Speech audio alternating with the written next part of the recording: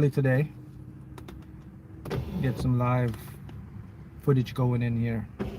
The power of repetition. Repetition. That's what I want to cover with today. You know what they say, muscle memory, right? Rinse and repeat, rinse and repeat. We hear that all the time. Repetition, rinse and repeat. Very powerful repetition, a very powerful tool in your arsenal to create your world. The power of repetition. Hello everyone, how's everyone doing today? You know, when it comes to creating, changing your habits, whatever it is you want to accomplish in your life, you have to create certain rituals or habits. People call them habits, I call them rituals. Same thing. You have to get your mind to buy into what you're doing. Your brain, you got to get your brain to buy into it. And the only way you can get your brain to buy into something is a process known as repetition. Something you have to do over and over again. That's repetition. You know, I had Cynthia Stafford on my other podcast channel. Go subscribe to that channel. It's called the Quantum Chosen One Podcast. I had her and I interviewed her. And one of the biggest thing I got from it, so everyone knows who Cynthia Stafford is. She won the Mega Million, 112 million in 2007. She started visualizing in 2004. It took about 3 years. But the big thing I got from that is, you know, anytime you're going to build your dreams or do anything, it's going to take work. It's like a job. It's a mind job, a mental job. And what she did, she mentioned to me, she said that was very profound, is that she visualized every day and meditated every single day for about 3 years. And it got to a point where she didn't feel to visualize or meditate anymore. That whenever you get to that point, it means the brain, the mind has already accepted your requirement. The mind says, okay, I accepted, I bought into it. And everyone knows the rest is history. She manifested a big jackpot, over 112 million bucks. But what did she do, man? She enacted the power of repetition. That's what I do too. That's how I incorporate when I won the lottery, and when I win the lotteries, those numbers I superposition those numbers, or bring those numbers in, collapse those numbers. It's an act of repetition. It's something I have to do. It takes mental energy, it takes focus, it takes concentration, and that's what you have to do if you want to change your life. You have to have your brain buy into it, because you see your brain has this default program that's controlled by the conscious mind. The conscious mind is already been programmed along with the subconscious into like bad habits, bad stuff that's not going to serve you. A lot of stuff like fear, or just stuff that doesn't portray self-confidence, self-belief. And it becomes difficult because we're being constantly distracted by a lot of stuff. You're constantly distracted by everything going on in your life, and you have to lock in. It's all about locking into your goals. Everyone should know by now that your thoughts create your environment, right? Everyone should know that. So when you know that, you have to start to think of repeating thoughts that will form a belief, and that belief will drive some sort of action or inspire action, and that belief will create a circumstance for you. That's it. You got to lock in. You got to really lock in. You got to get the sayer and the doer to agree. That's what I call lock in. The sayer is the conscious mind. The sayer is your ego, the conscious mind. It tells the subconscious, which is the doer. The sayer and the doer, they got to lock in, and that's alignment, and that's how you're going to get stuff in your world. I think someone says it in a podcast, either Cynthia or Mr. Speaking to Existence on a pack. They say you got to what? Project it, expect it, receive it. Actually, it's like this. You have to decide, project, expect, receive. Right? Decide, project, expect, receive. I want to break that down because that's a great formula. That's the formula for manifestation right there. That's what we do, but some of us, we don't know how this stuff works. Decide just basically means make up your mind on what you want. Not make up your mind on how what you want is going to come to you. Right? Got some good, everybody, how y'all doing here? David says repetition of subliminal is very important. Now doing start, you won't you up. Great day, everyone. Hello, April Goodman. She's a channel member. Oh, also, guys, I open up channel membership now, so you can go sign up to be a member on my channel. Get some good perks, like your vibrational numbers. You know, I got like tons of vibrational numbers email. It'll take me 21 days just to fill those. But for the channel members, it's easier platform. So it's a link on my YouTube community post. Sign up for a membership, put your month and day, and you get your vibrational numbers usually within a day or so. But for my email and all the other forms, it's going to take up to 21 days because I have to filter through some. I get so much requests of these vibrational numbers, and they're working really good. You know, a lot of individuals won big with those vibrational. I remember one guy in California, he won the Fantasy 5 using his vibrational numbers. So it's powerful, guys, powerful. So let's talk about decide, project, right? Expect and receive. Think about that. Yeah, I'm going to do a live every 2 weeks, so you see me every other Sunday, either 11 Eastern or 12 noon. Mark, if the subconscious mind doesn't understand the words don't and not how, subconscious mind does not understand the words don't and not how do negative beliefs even get created? Well, yeah, the subconscious, guys, remember the subconscious mind is not about words alone. It's about seeing. It's about physical experiences. So what happens is first of all, we have to understand that what we call negative beliefs is something we made up. To the subconscious, there's no such thing as a negative or a positive belief. We distinguish that ourselves. We decide this is negative, this is positive. Or the subconscious sees a pattern, it's going to adopt it, and then based on a pattern, we describe it as negative. So when you were a kid and you're sitting down and your mom may be feeding you breakfast, and then your dad starts to complain about how the bills aren't being paid, how they don't have enough money to buy this, that's what goes into your subconscious. So when you grow up, you have a lack mindset of not enough. So it's not just about the words. When you were a kid, the subconscious mainly picked up the actions and the sights and the scenes. And the words carry them, but it's more what you see and the subconscious takes in. As you get a little older, when your critical mind starts to develop, your conscious mind starts to develop, then the words become important. But that's how what we call negative beliefs infiltrate your subconscious. All right? Can you talk about the holographic universe and how that works?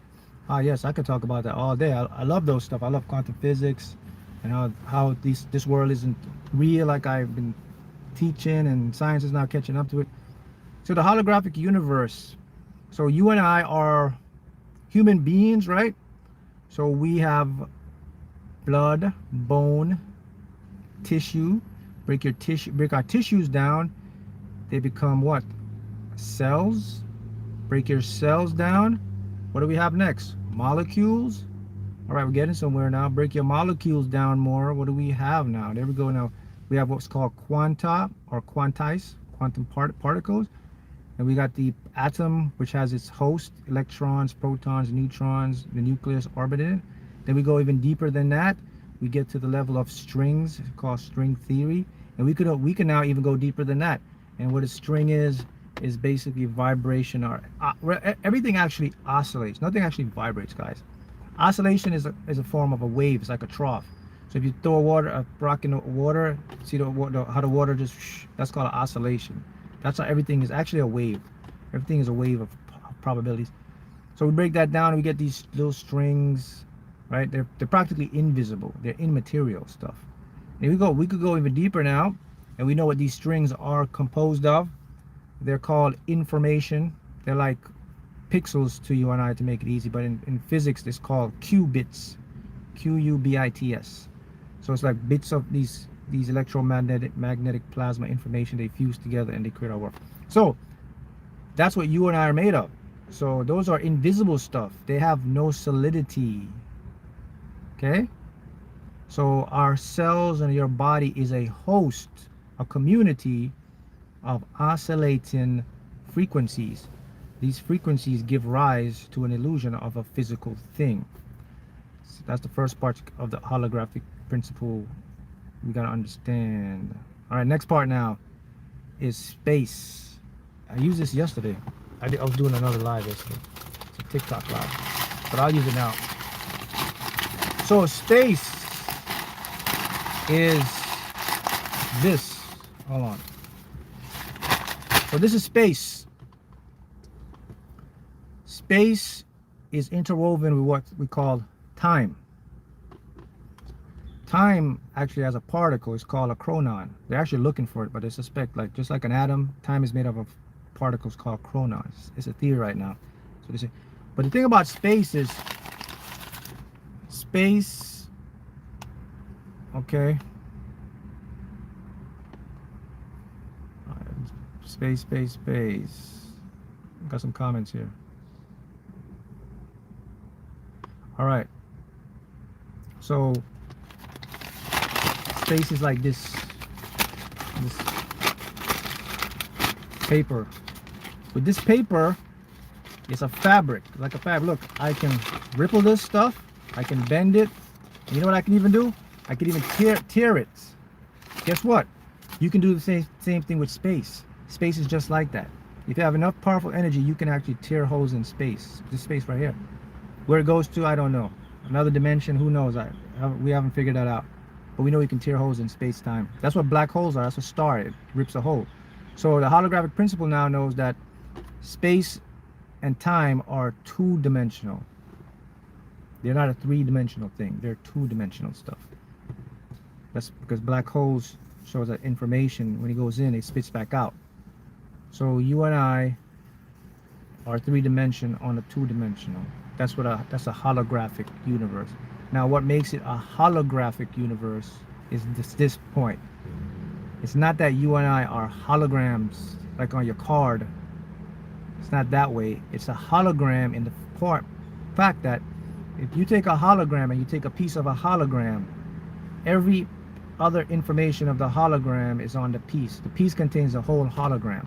Same thing with you. So if you're ripped up in pieces, like the universe scatters you through a black hole and light rips you up, every piece of your cells or DNA still has the entire information encoded on the universe. That's what it means by a holographic universe. Hopefully that makes sense. Right? So that's why we call it the holographic universe. It's 2D, but we're projected on a three-dimensional surface. And the information in every piece of you is contained in entire information in the entire universe. See that? That's the holographic universe. Is it harder to win on soccer betting because there are many teams involved, or is it lottery because you guess all the matches? Nothing is hard. The belief of something is hard. That's what's making it hard. So if you want to win soccer, you got to change your beliefs. If you want to win the lottery, you got to change your beliefs. If you want to own your business, you got to change your belief. It's the belief. You know, most of the time, it's not the thing. It's not the issue that's the obstacle. It's the belief of the issue. It's just the belief of something. That's what stops you. It's not the actual thing itself. It's just the belief of it, which prevents us from accelerating and making the best of our lives. All right. So let's see. Everything is mental. like a dream state, right? And subconscious basically projecting it out. Yeah, you could look at it. Yeah, that's a good way to look at it. It's we live in a mental universe. The mental creates what we call a perceived physical universe. You know, the thing about all of this is, I don't think a lot of people even knew this. Like physics, you got some great pioneers out there who are getting into understanding how the telepathy, remote viewing, like just visualizing things and coming to reality. Now you're getting a lot of physicists like Dean Radin, one of the great physicists. You could go look him up. Talks about they're studying this now. They're using something called random number generators, where they're having people sit in a room and they're actually influencing the number of the fields. But I've been doing this I've been doing this for a long time. I knew about this before they even started to do this because I did it with the lottery. But the thing about it, now we're understanding that there is this, like we call it esoteric or etheric world that no one wants to touch. Physicists don't want to touch it because they can't measure it. They can't use instruments to do it, but now finding unique ways. And that's the realm of your remote viewing, psychic ability, visualizing something come into your reality. They're now starting to do that. And what a lot of people don't understand was, Isaac Newton, even though he created those great formulas about gravity, he was actually an alchemist. He studied a lot of what you call magic. He wrote a ton of books on it, but they didn't publish that to you guys. He was more known for alchemy, like the esoteric stuff, like the meditation, the visualizing, seeing it in the. Isaac Newton was more of that. Did you know that? People don't understand that. He went into the science part of it, but he didn't touch that part because he knew people wouldn't understand it, and people would mock him for that, and people would call it pseudoscience and all that stuff. But a lot of pseudoscience became science, and people call pseudoscience because they can't understand it. That's what you have to understand. You have to understand that you're on the realm, on the verge of something that science can't pinpoint, but you're doing it every day. Visualizing, for example, one of the most powerful, simplest tools you can use. Yes, someone said Helen Haddle. Yes, she did it too. Helen Haddle, she won like tons of prizes, like sweepstake prizes, by visualizing it. That's tapping into that world I'm talking about, that science and physics can't.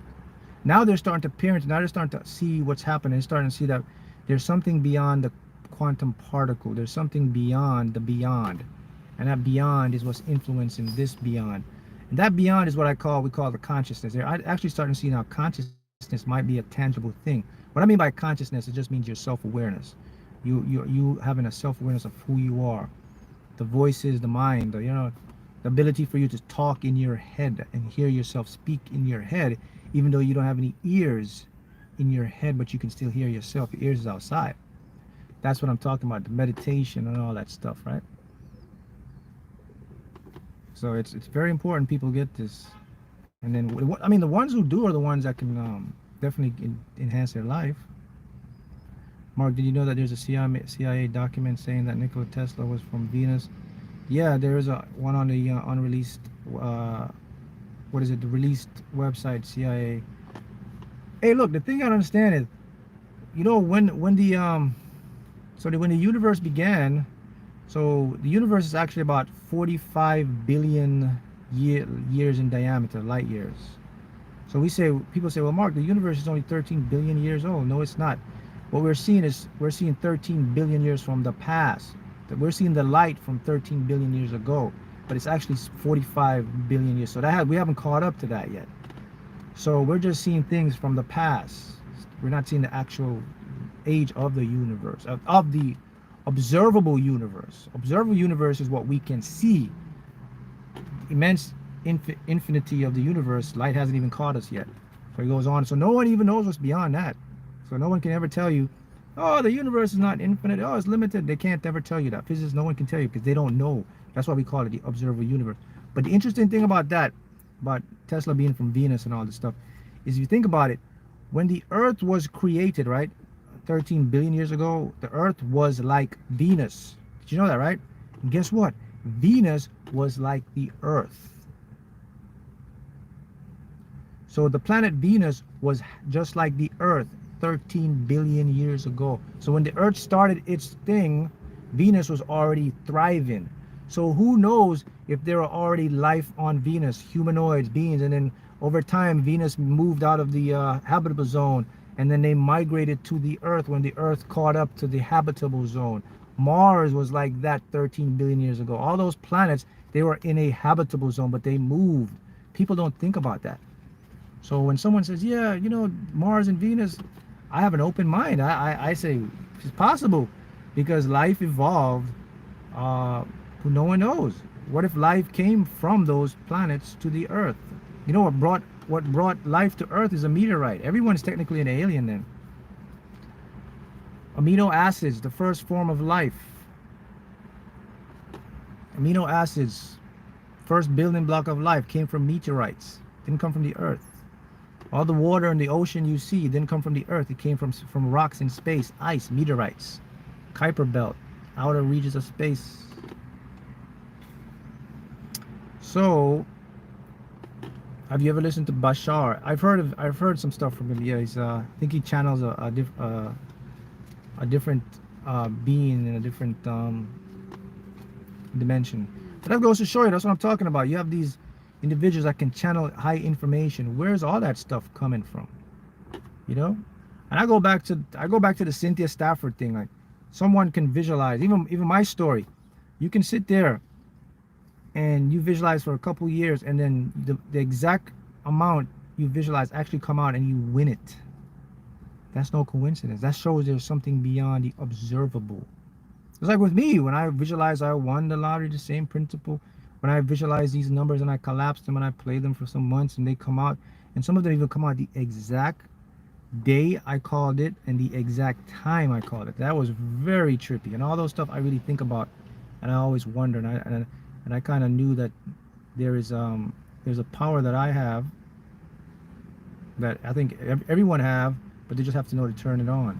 And what prevents you from turning it on is just a distraction around your everyday environment.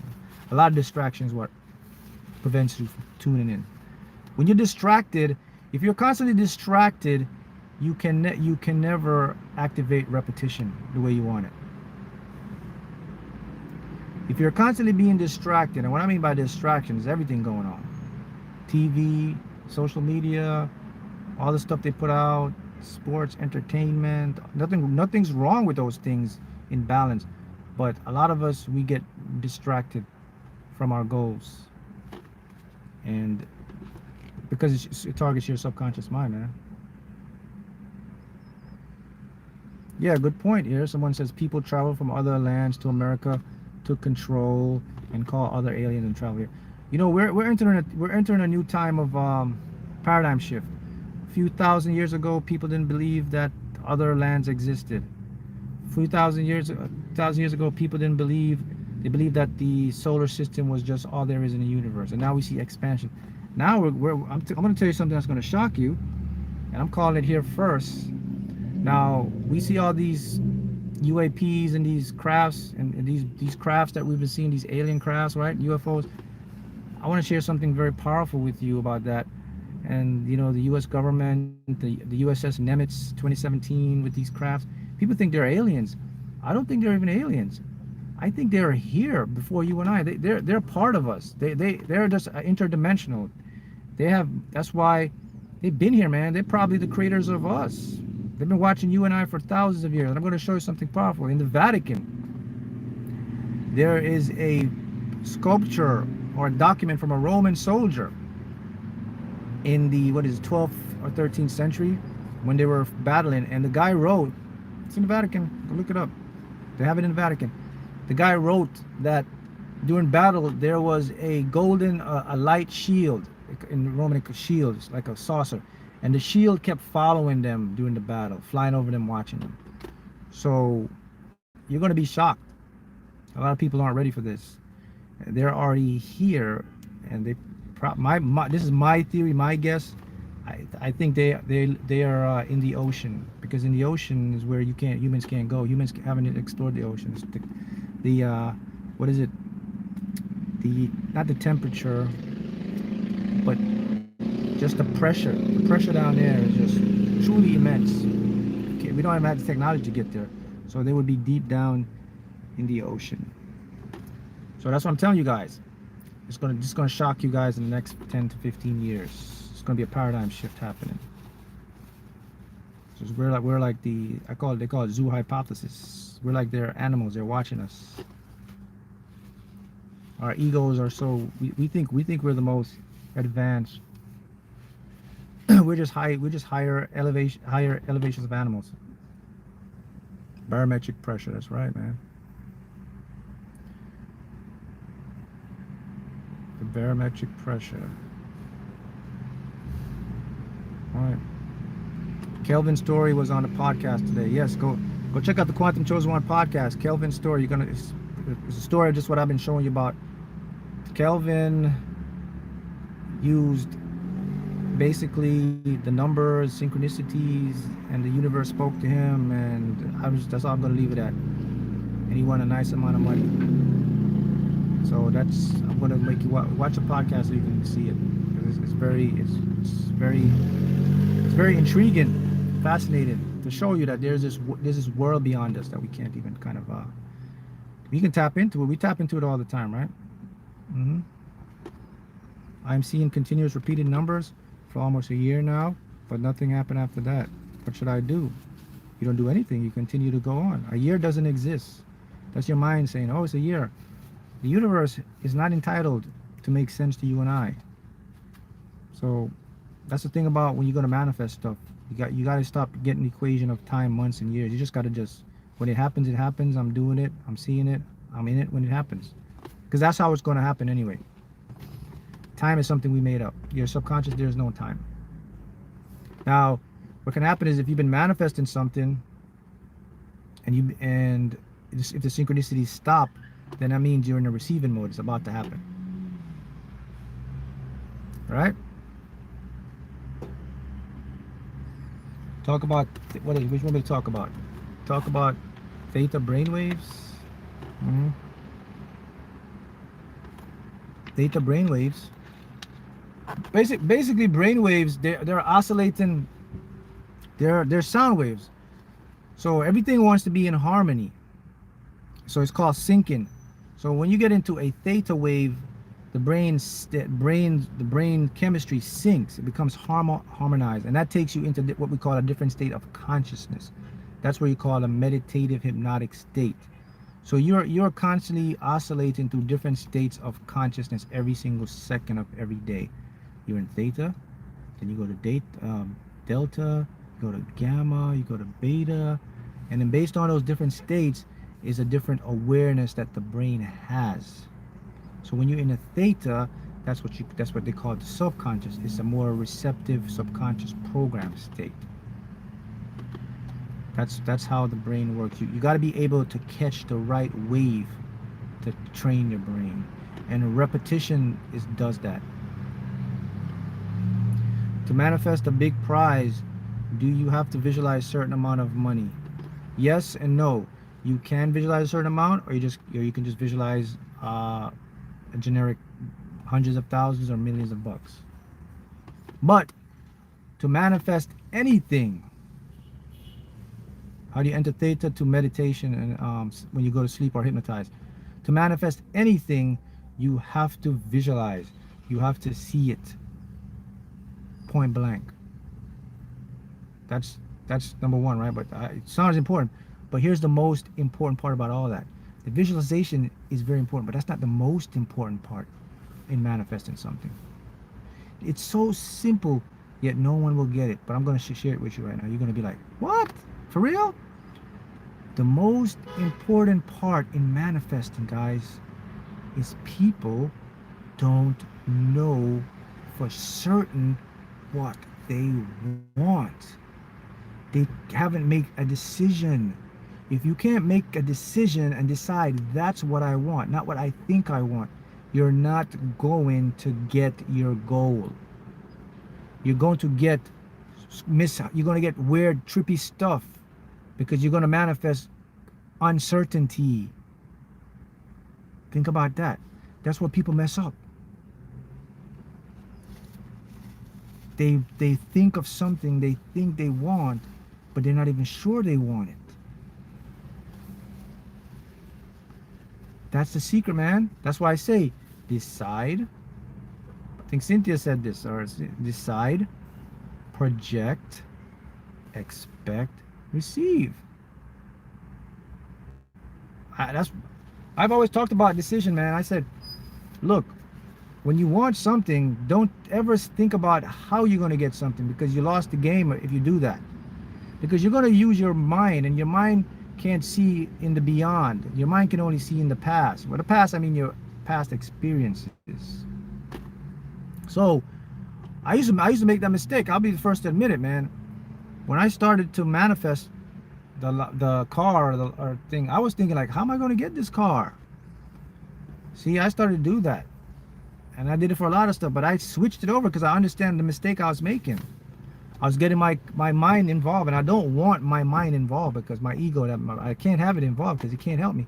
So I just started to decide what I want, and I don't think about how am I going to get it the way. I just decided what I want, and I visualize it as an end thing happening, and then I leave whatever way it wants to come to me. Now, of course, the lottery is a different entity. The lottery is the lottery is decide I want to win the lottery. That's easy. The lottery is easy because all I had to do was I just submitted. I said, okay, I decide I want to win the lottery. Okay, Mark, how is it going to come? I know it's going to come through the lottery, through the money. So I just visualized that. I stayed on that. But that's easy to do. But the problem with the lottery too is people are very impatient. They'll start playing and they think they're going to win in like a month or 2 weeks. It doesn't work that way. Some people will, but it takes time. It's like a job, man. Winning the lottery is like a job. Go watch Cynthia Stafford's interview. You have to be in it. You have to see it every night. So it's not this thing where it's like an instant thing. For some people it can, and listen, and I'll be the first to tell you, I don't have a clear answer why some people can win in 1 week or 1 day versus 2 years or 5 years, but this is my theory on it. I think it has to do with their contract with their higher self, or what they decided before they came here, that okay, you're going to win in 1 week, you're going to win in 2 years. That's my personal opinion on that. But when I won it, it was a job.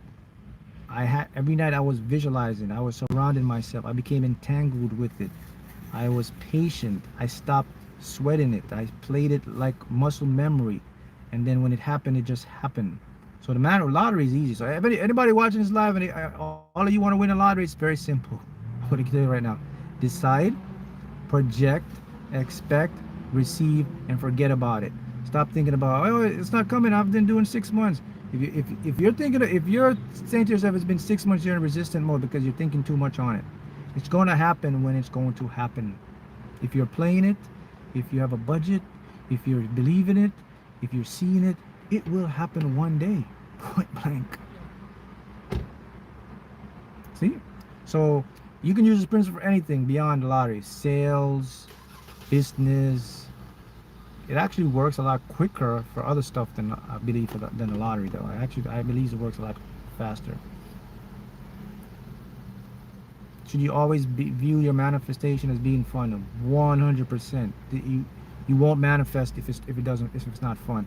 If you're manifesting something and you feel like it's a chore, or you feel nervous, or you feel anxious every time you're doing it, you have to adjust your game. You have to make it fun, because the fun is what oscillates or raises your vibration.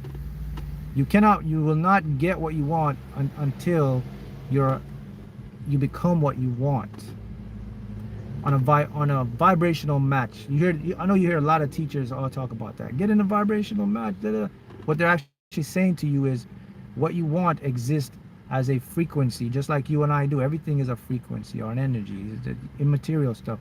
And what they're basically saying to you is you have to become harmonious with that frequency. Like when two frequencies come together, you can't even tell the difference. You don't know which one is which. They're vibing at the same beat. So when you become one with your thing, that you become a part of it, so you have to experience that thing. So that's what they mean.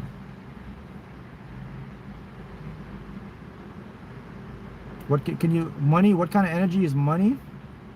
Now think about money. Look, remember, money isn't from the universe. Money was invented by human beings. But money, when we invented money, it also carries what? Energy. So a human consciousness, a collective consciousness, we gave money a certain energy. So the energy of money is the energy of the universe, which is abundance. And abundance, let me show you how simple it is. Money is looking at the grass and seeing, man, look how much grass there is. Look how much tree leaves there is. Look how much abundance there is. Look how much air I have to breathe. Look how much water is there around me. Look how much, that mindset is the energy of money. Because you have that mindset, you have what's called an abundance mindset. An abundance mindset will manifest abundant stuff. So what is the most common abundant stuff people want? Money. So that means you will be on track to receive money.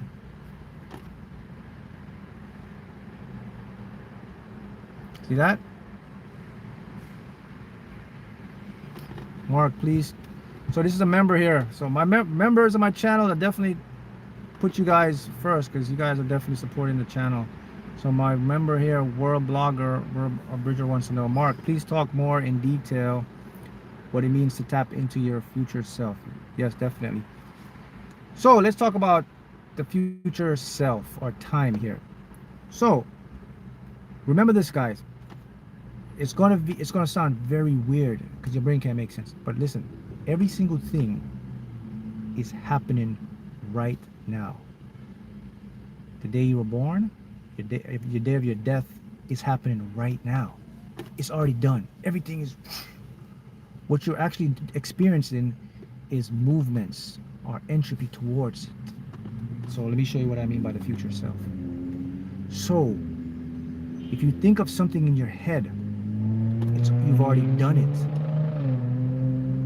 Let me repeat that.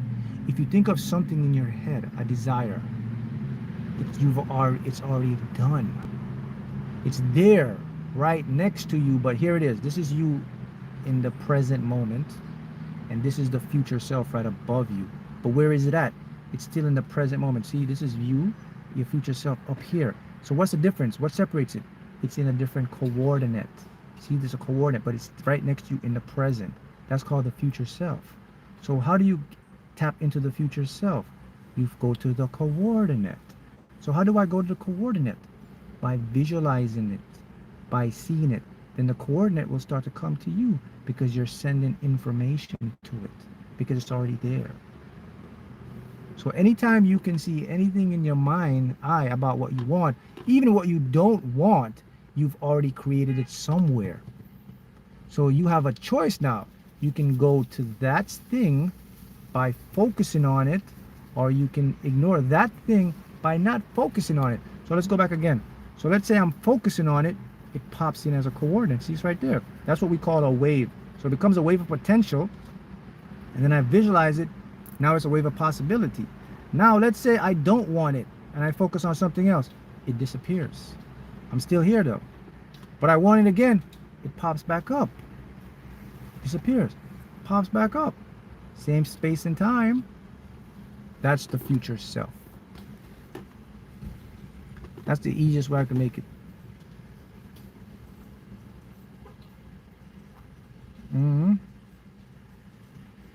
Daydreaming is a form of meditation.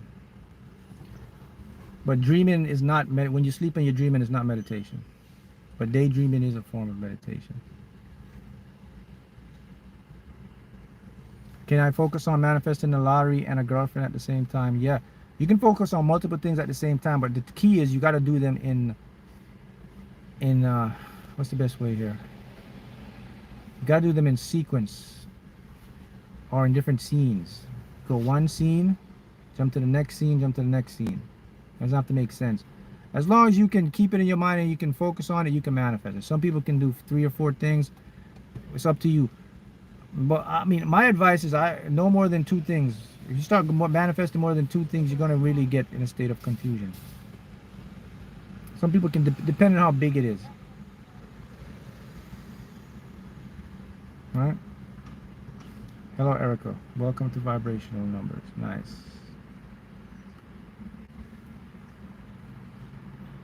You can manifest anything.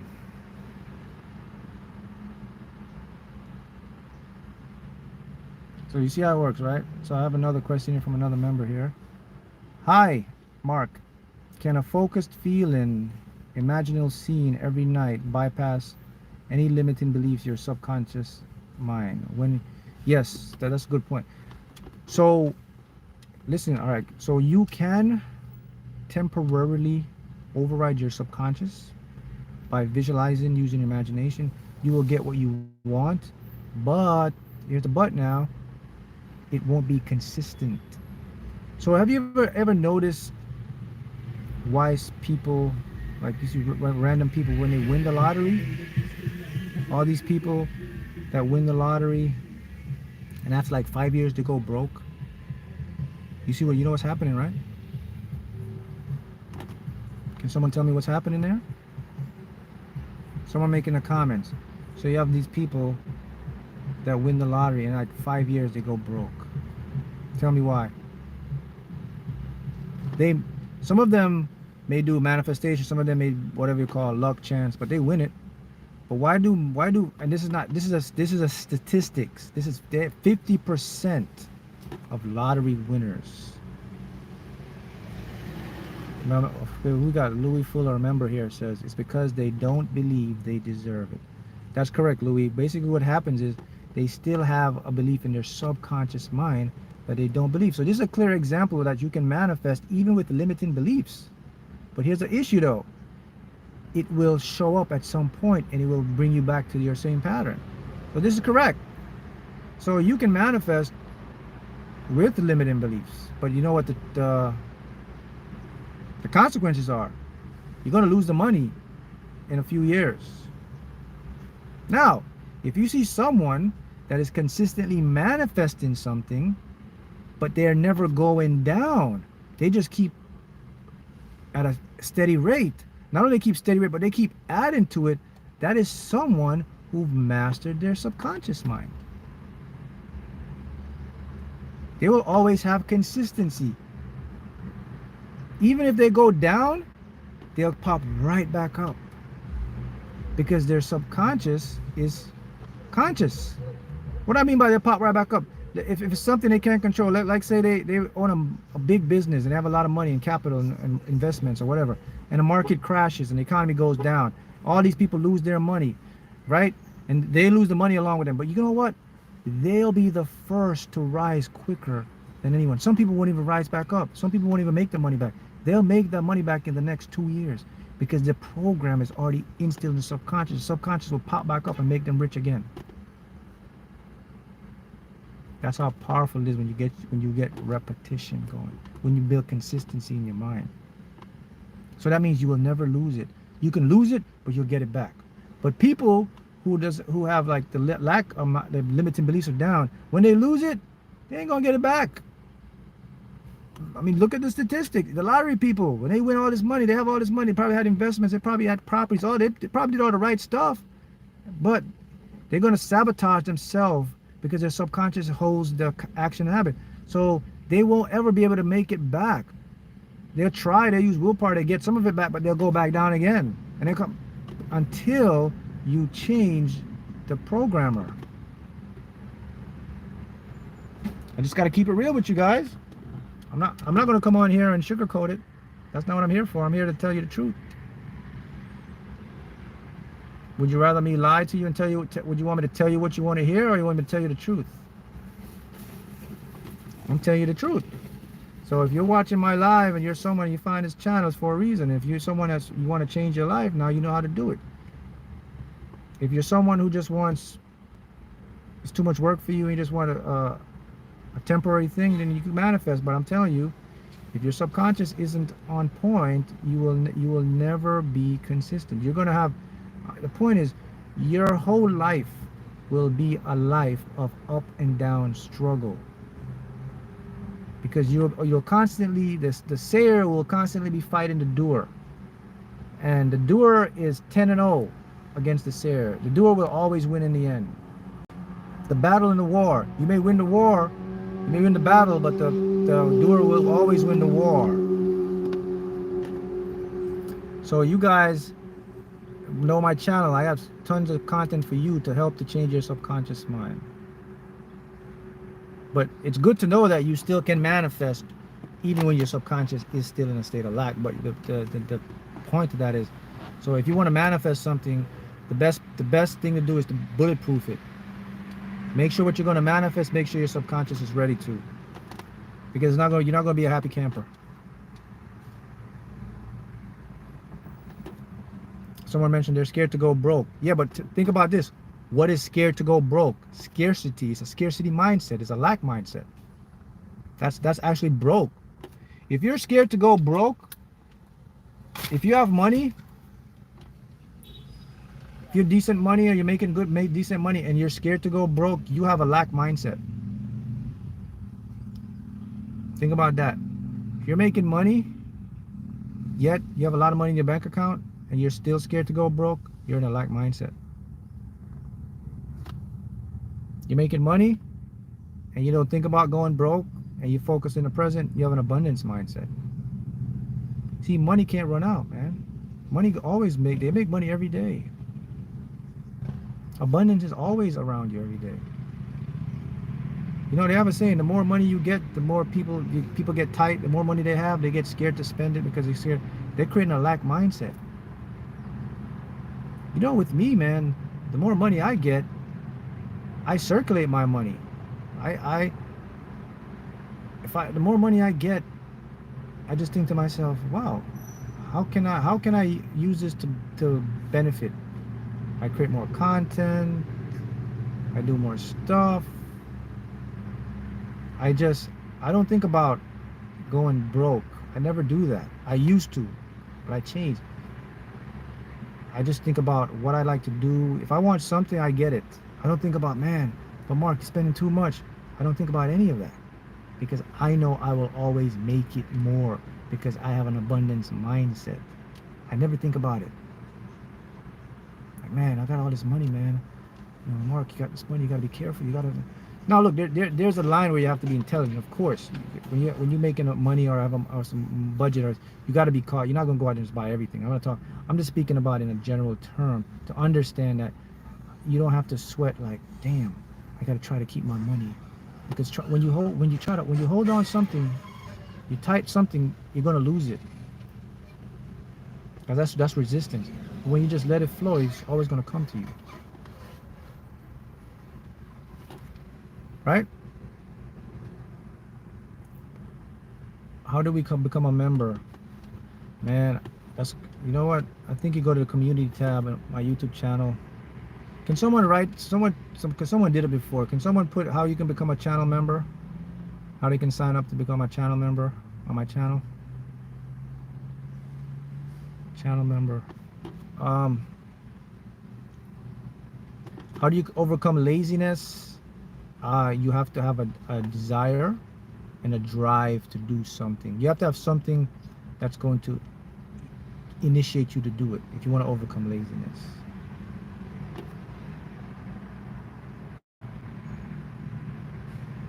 Laziness, that's an interesting question because we define laziness different ways.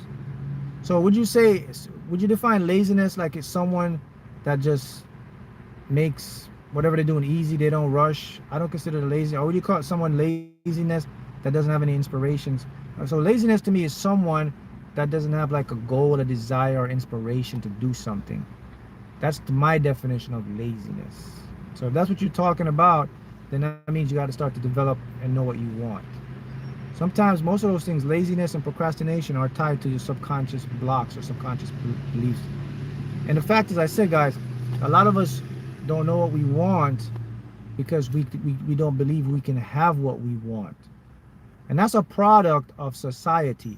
That's a product of you growing up and seeing certain things as being difficult and hard. So therefore your mind adopts this settlement mentality. Your mind says, the one thing about the mind, guys, it's so smart and it wants to protect you, your conscious mind.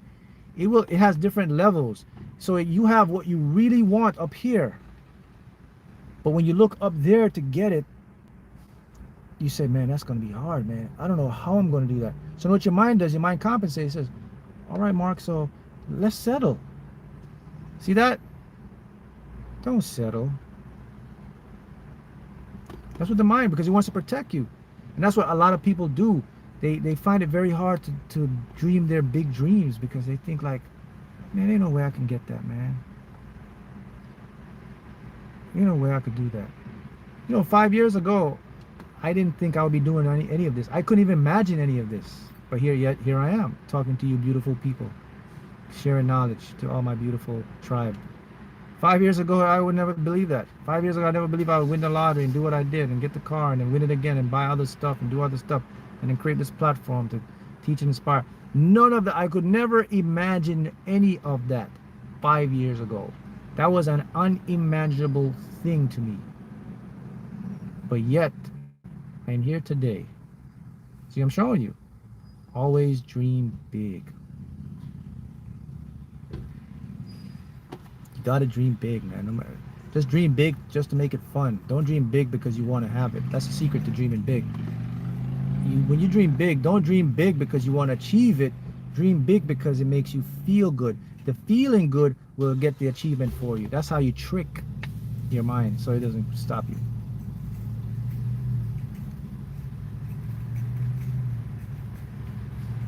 Subliminals work the fastest. Anything you want to subliminal. Look, there's this on the podcast channel. Share this again with you. Quantum Chosen One podcast. Go subscribe. These are real-time members like you, the tribe. They're coming on talking about their experience with what I've been teaching for 5 years. One person on here. He's retired, young, 40-year-old dude. Lives on a street named Utopia. Owns acres of land, has his dream home, millions of dollars, owns his own fitness center, all that stuff. And you know what he told me when he came on? He says, Mark, he says, subliminals, man. I've been using them for like over 5 to 10 years, man. Every night I will go to sleep with a subliminal. They change my world. That's how I'm able to get myself. So if you want to know how powerful subliminals are, I today still use my subliminals every night when I go. I got everything going good. My mind is on point, but I still every night, it's just a muscle memory. I sleep, subliminals always plays. They always are playing every single night, even now. Every night. That's why you see I make so much subliminals. My channels have so many subliminals. You see all subliminals because they work. They're powerful. But you have to know when to use them, though, and that's the thing. Use your subliminals while you're sleeping. You are going to get the best results when you're asleep with subliminals, or when you get up in the morning for 2 hours. You can use them during the day. It's not going to hurt. So don't take it like, oh, I can't use subliminals. It's not going to hurt you. But if you want to get the optimal benefits, sleeping. And you got to commit. And let me show you something. Let me show you something else now about the subliminal. It's something you have to do every day. It's not something you do inconsistent. It's not something, oh, I'm doing it 3 days, Mark. Oh, I missed 2 days. You're not going to get the results. This is something you got to stick with for at least 90 days. Or else you're going to get what you put in.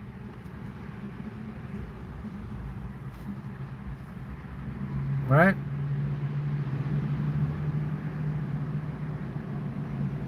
Why would this happen? I played pick 4 and the same day 3 of the 4 came out. I was 1 number short.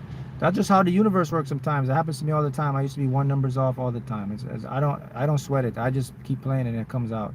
That's something we just don't understand. I call it tune in. You're close, but it happens so much times.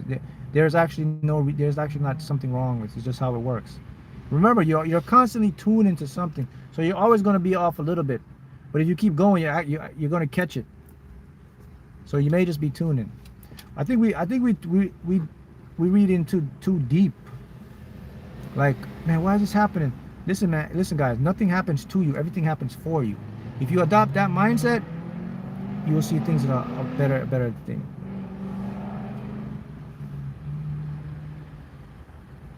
Yeah, I have an 8-hour subliminal. I made an 8-hour money subliminal. It's on the channel. I have the Deliberate Creators channel. I have like a lot of subliminals on there now, so you can go there as well. But I do have an 8-hour money mantra subliminal. But also 8 hours is good, but you don't need 8 hours either. You just need like 4 or 5 hours. If you can get 4 or 5 hours of sleep, that's good enough. Because to be technical, the subconscious you only get about 4 or 5 hours to impress the subconscious. After that, your mind, your brain goes in different states. You go into deep dreaming, delta. So you're not in theta state for 8 hours when you're sleeping. You know that, right? You're mainly in theta state for about 3 to 4, maybe 5 hours tops. The rest of the time, I'd say 3 to 4 hours. The rest of the time, you're oscillating through different states, gamma and delta, dream state, deep dream state, REM, sleep, rapid eye movements, all that different states you're into.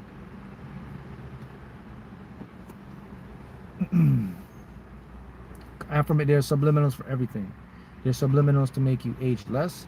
There's subliminals to build your confidence. There's subliminals to make you famous. There's subliminals to change your eye color. There's subliminals to make you whatever you want. You activate your DNA. There's all those subliminals out there, and you gotta find ones that tailor to you. You know, my channel have a lot of subliminals there. You can go check that. Also, my what is it there? My courses, I have a lot of different courses I made for subliminals, all type of subliminals. Check that out on my websites. So there's other stuff you can shop around. There's all type of subliminals.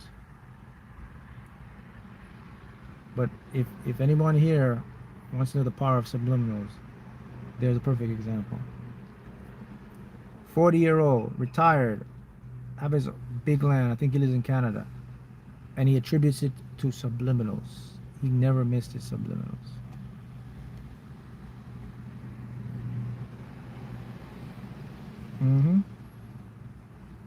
Why do I sweat during meditation? If you're sweating during meditation, it means your metabolism is heightened.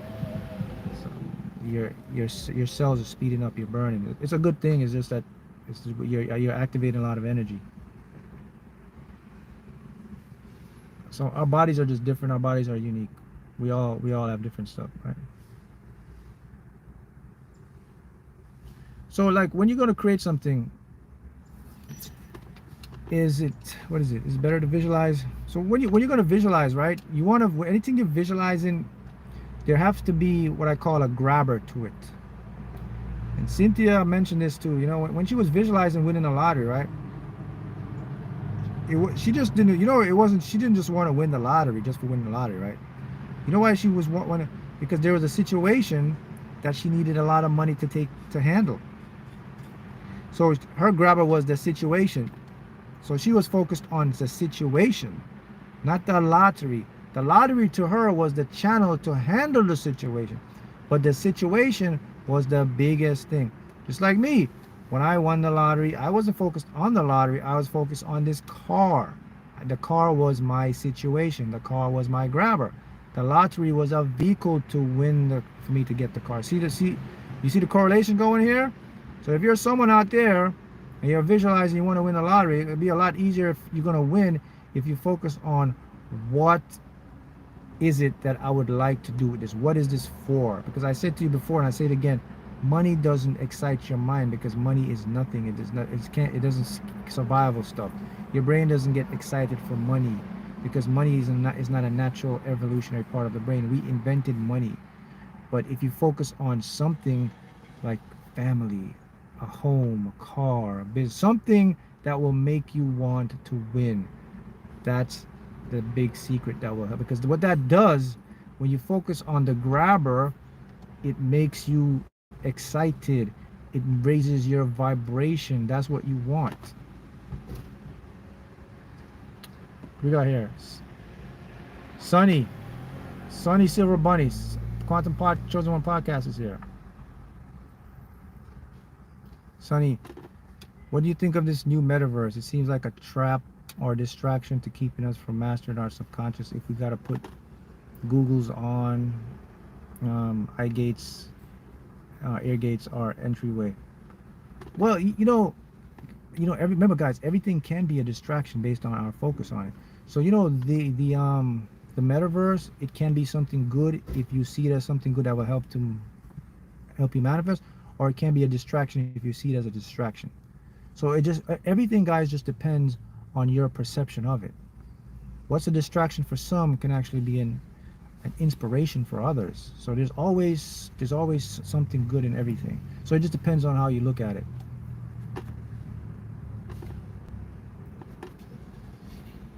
Sunny's here.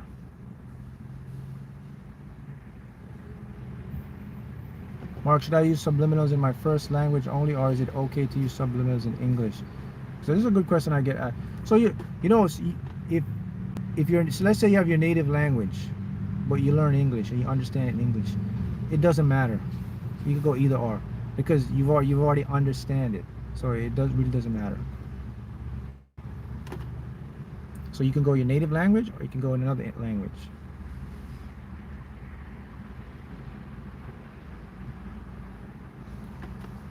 What is a program or app to create my own subliminal? I don't know. I'm sure there's a lot out there.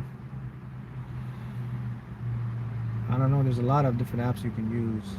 But man, you can create your own subliminal. You can just download a voice recorder. And when you record your voice on the voice recorder, then you go to App Store, you can download, they got frequencies in the back. You get theta frequencies, and then you just add it to your voice over, and just, there's your subliminal. Or just use regular subliminals. Go to my channel, there's tons of subliminals. All those are most of them are masked.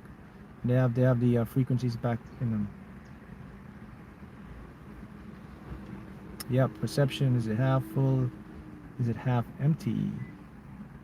So yeah, I was talking about decide, project, and expect and receive. So the first thing you want to do is you want to decide what you want. So don't think about how you're going to get what you want. Just be open to see it in the end. That's the decision. Project is now when you visualize it. Visualize it in an end format, see it happen. Now you want to get to the expect mode, which is, this is next level here. Now notice I didn't say believe it. I say decide, project, expect, receive. Why didn't I say believe? Belief is very powerful, but I'm in a new level now. I'm in a level of expectation. That's beyond belief. That's in a state of knowing. Anyone can get into expectation. Expectation is very easy to get into. It's just a mindset. It's just to expect it and then let it go. You know, beliefs, you have to build thoughts over and over again, and they become that. So for people to get into an expectation mode, it's going to take, you have to have faith, and you have to also, you gotta have some belief. That's it. But when you expect something, it's so much more powerful, because it goes into a state of knowing, and it's less resistance. You don't have resistance in when you expect. And you know what expectation does too? It takes time out of the equation, because you don't know. You just, hey, when it happens, it happens. Yep. Sunny's here. Sunny did a great job with Cynthia. Thank you. She interviewed her. By the way, Sunny, a manifestation story. Sunny was the one that got Cynthia Stafford on the podcast. It wasn't me. I was shocked when she messaged me. But yeah, I'll tell you an interesting story. I'm putting on a podcast. When Adam and Deliberate Creators channel, we were thinking about getting Cynthia Stafford, and he was like, Adam mentioned it to me first. He's like, hey Mark, you should get Cynthia Stafford on the channel, because you know she'd be a great story. And I was like, yeah, she was one of the first ones, because she kind of inspired me, you know, when I was starting my journey looking to manifest in the lottery. I seen her story, and I was like, yeah, it's possible. So I would say she was one of that. So when Adam said, yeah, you should interview her, and I said, all right, how? And she's like, you got to go to Twitter. And I was like, man, Twitter, she probably got like hundreds of messages. I'm like, I'm not going to sweat. I'm going to let it go. If it's going to happen, it's going to happen. And I let it go. I didn't tell anybody about this. And then a couple months later, Sunny messages me, because we're doing a podcast, we have guests on, and she said, Mark, do you know this person, this Cynthia? And she showed me the screenshot, and Cynthia responded on Twitter saying that she liked the podcast, or she liked the thing. And I said, yeah, that's Cynthia Stafford. He says, do you want to get on the podcast? Do you know this lady? I was like, what is he talking about? Everyone knows this. And I was like, yeah, we could get on a podcast. He said, all right. It was done. So I manifested that by just letting go. And then Sunny didn't even know. And then when Sunny got on and I told her about it, that's when she realized it. So you see how your manifestation can work in different ways.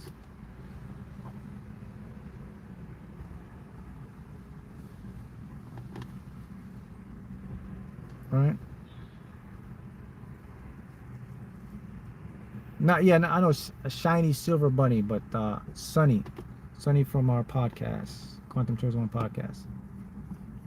She manifested the Cynthia Stafford. But I'm just giving an example of how the manifestation works. Shane Niesler is next. Sure, if it's the universe decides it, it's gonna happen. What's the difference between expectation and emotion? Expectation doesn't carry any emotion. So expectation is a state of awareness. Emotion is a state of feelings. So that's the difference. Think about it. When you expect something, you don't think about it. There's nothing with it. So that's the difference. One carries a feeling, one carries a state of being.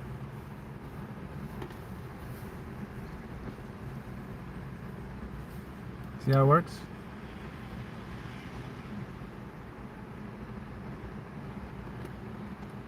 Mark, can you pick up our energy from this live? Yeah, I can pick up everyone's energy.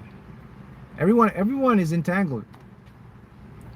Everything is entangled. No one is separate from no one. Everyone is all entangled.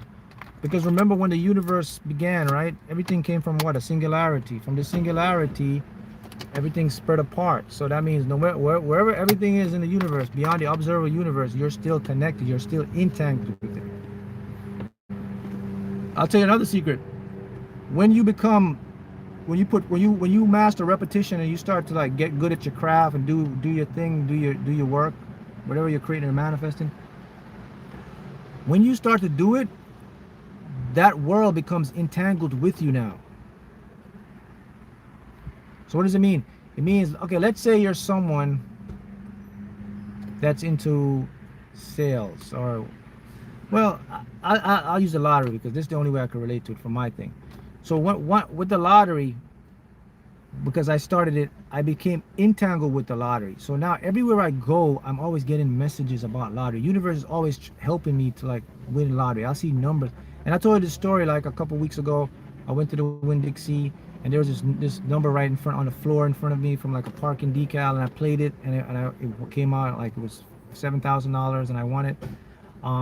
So you actually become entangled with your field.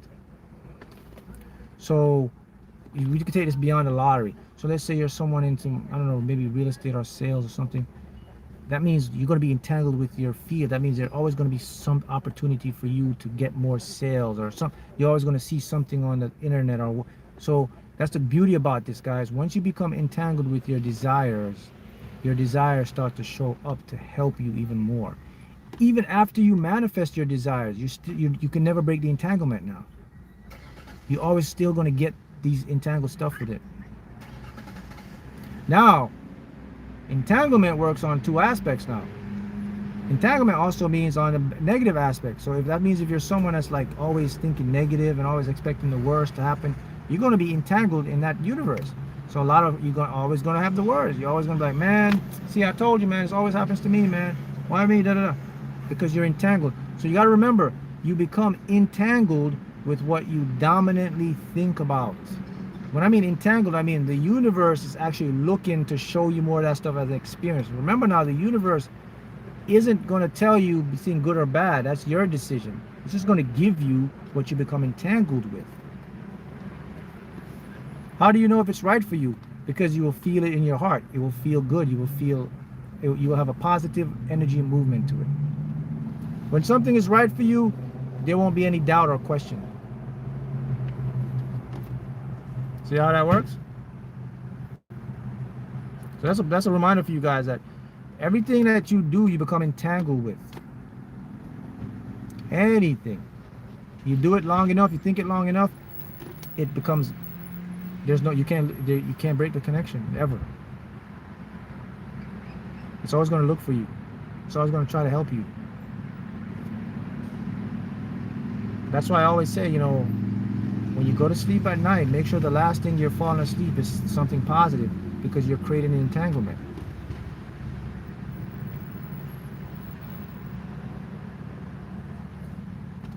Mark, letting go the desire works. Don't get it. Don't get it. Letting go is the receiving mode. You look, when you're gonna, if let's say a UPS guy is coming to your house to deliver a package, and you have your hands on your door, you're holding your door. The guy's knocking on your door to give you a package. You have to let go. You got to open your door to receive the package. That's what letting go is. So that means there's going to come a point when you're manifesting something. Like I'll use Cynthia as an example. She manifested the lottery. The point came when she said this. She says, I stopped visualizing because my mind just told me to stop. I didn't feel it anymore. It just to the point like, oh man, I've done enough. That's the mind and the body talking to you and saying, hey, you're in receiving mode. So that happens to me too. There's times when I visualize and there's a point coming like, okay, I don't need to visualize anymore. My mind just cuts me off. It says, Mark, stop. It just says, man, you're doing too much. That's when I know I'm in receiving mode. So letting go is everyone, if in order to manifest, you're going to have to get into the letting go mode. You cannot hold on to your desires, or else you're just going to be like the guy at the door. The guy's knocking, but you're still holding the door. He's like, hey man, open the door so I can give you a package. He's like, no. I gotta wait on my desire, but your desire is outside the door. Open the door. So if anyone's watching this, you have to be able to let go. And letting go means not attached with your desires.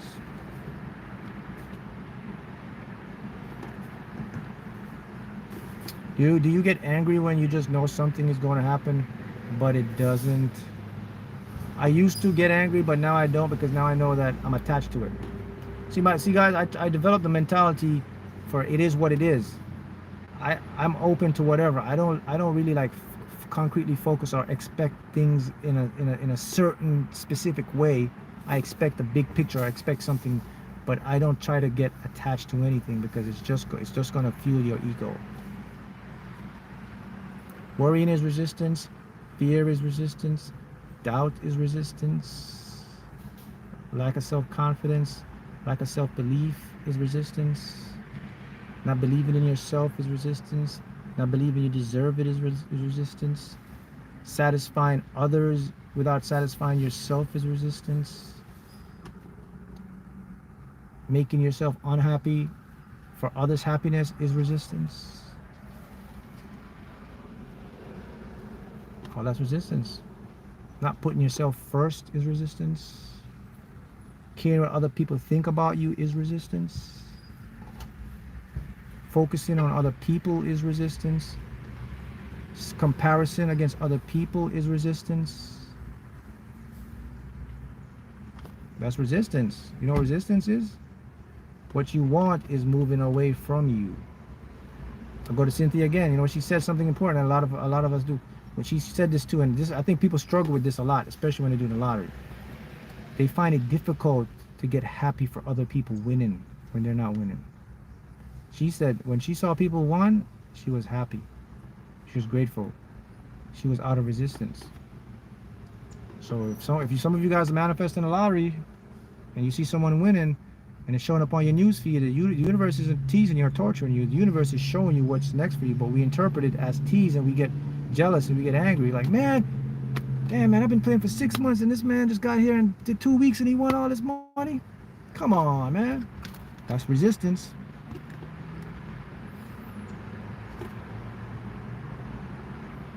You gotta stop that, because the universe is showing you what you're next, but people interpret, because our ego is so powerful.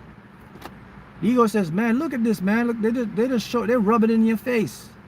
All these people winning, bro, and you've been playing for like a year, and this man just started, or this woman just started, man. And, man, she won like 2 prizes in the same week, bro. You haven't even won one yet. That's what your ego says to you. But the universe, what the universe is saying to you is, hey, showing you, hey, you're on the same path. You know, I'm showing you what you're reflecting. So is this what you want? This is what I'm gonna manifest for you. But our egos are so powerful, and just creates this resistance and this jealousy. And you get angry and you get depressed, and you're like, man, I'm not even doing this stuff anymore. See that? So you got to be careful. You got to know the game. You got to know how stuff works, and then you got to adjust accordingly. I mean, we're all human beings. Sometimes there's jealousy is going to come in somewhere because you have an ego, but you have to catch it. You have to become aware and just like, whoa, no. I got to chill. I got to be happy, man. I mean, this is a sign for me. Something better is coming for me. To trust me, I know it's human nature. You're going to feel down. You're putting in work and someone else is getting it before you, but that's not how it works. You got to adjust and be happy for other people so that you can get yours. Because remember what I just said to you guys, every person is connected as one. It's just a different fractal of a different experience. So if you're jealous of that person, you're actually jealous of yourself. Think about that. You're jealous of your own success. Because the universe is saying you're next. But you're telling the universe, no, I'm not next. I'm hating on you. You get to push it away or delay it. You delay it. So you gotta work. It's a work in progress. It's a work in progress.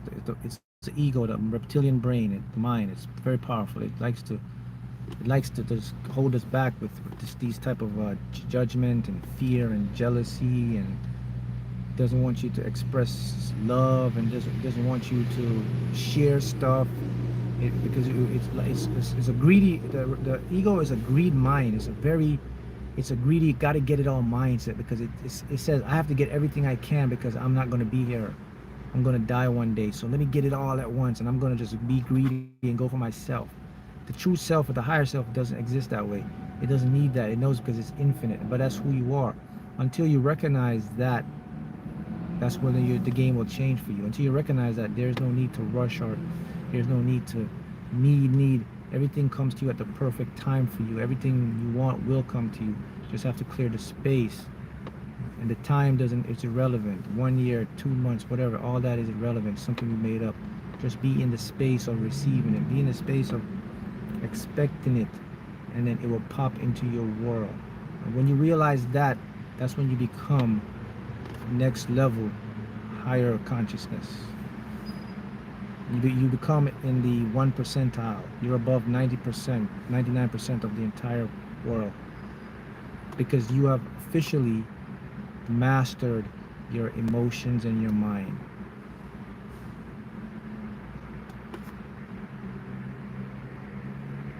Anyone that can master their emotions and be in self-control is a very powerful person. Do you have any, this is from a member here, Sunny Silverstone Bunny. Do you have any technique on transmutation of anger? I think most of the issue of understanding the art of transmutation. Yeah, so if you find yourself anger, you wanna take up different stuff, like a different hobby. You may want to start to run, to deep breathe in. You want to transmute that anger in somewhere else. Exercise, even voice. You can even scream out. You can use your own voice and say thank you, or just but you want to transmute that energy. You don't want the energy to be in you. And anger too is all about anger. Also is a lot of ego driven stuff, so that's a clear sign that if you're someone that finds you get angry easily, it usually means you have a very dominant ego. So you have to become aware of it and just calm yourself down. I know it's easier said than done, but the awareness is the first step. Maria Tavares, remember, universe will show you what is possible for you through other people, experiences, signs are everywhere. That's exactly correct, Maria. The universe is constantly mirroring back to you consciously and subconsciously. That's right, World Bridger. Channel that anger in a positive way. The universe is always showing us the possibility for you and I in everything you do. It's not, the universe never teases you guys. The universe never rubbing it in on you. That's your ego tricking you. It's an ego. Your ego is giving you a different perception of it. When you see people succeeding or happy or winning or whatever, and you said, I'm doing this, your ego will come to you and say, man, don't listen to that. Don't listen to it. All right?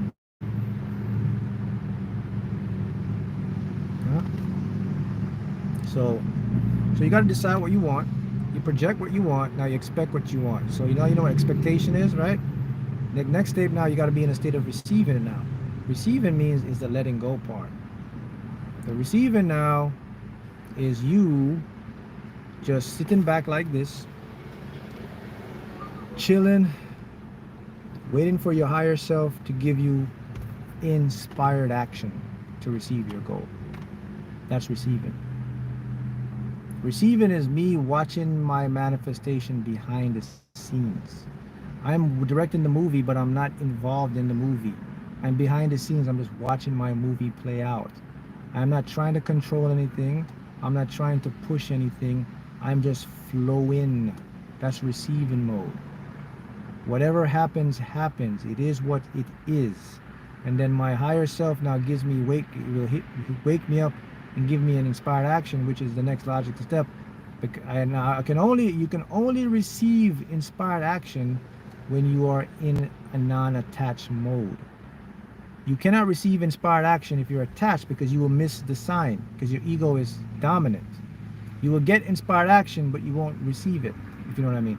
But if you want to receive inspired action, you have to be in a non-resistant mode. You have to be open. That's when all the channels are clear to get you the downloads you need.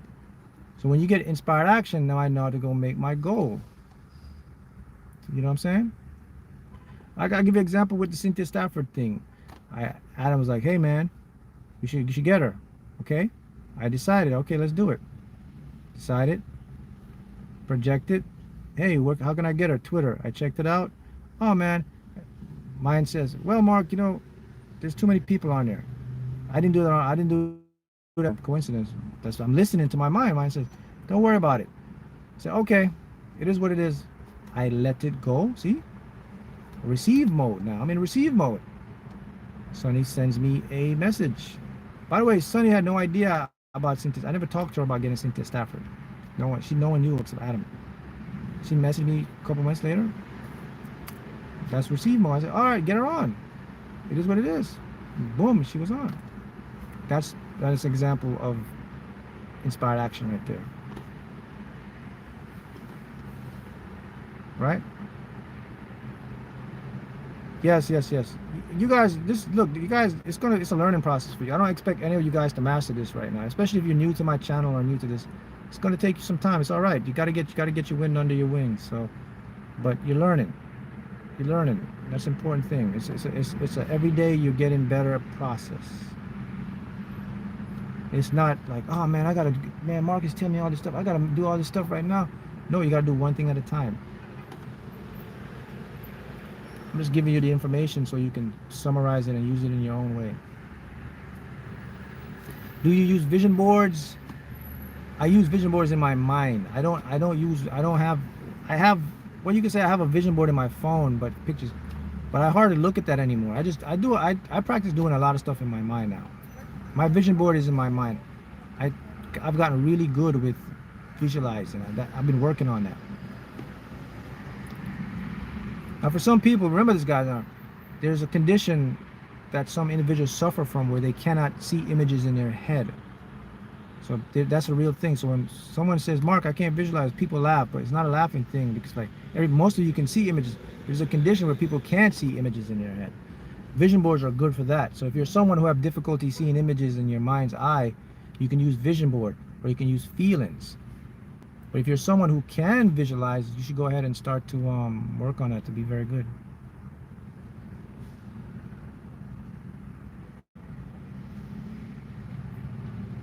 Mark, what does it mean when you stop to visualize and you're able to do it again? It doesn't mean anything. What you gotta look for is like when you feel like you stop visualizing and then you don't visualize anymore, and then your manifestation comes, and that's when you're ready.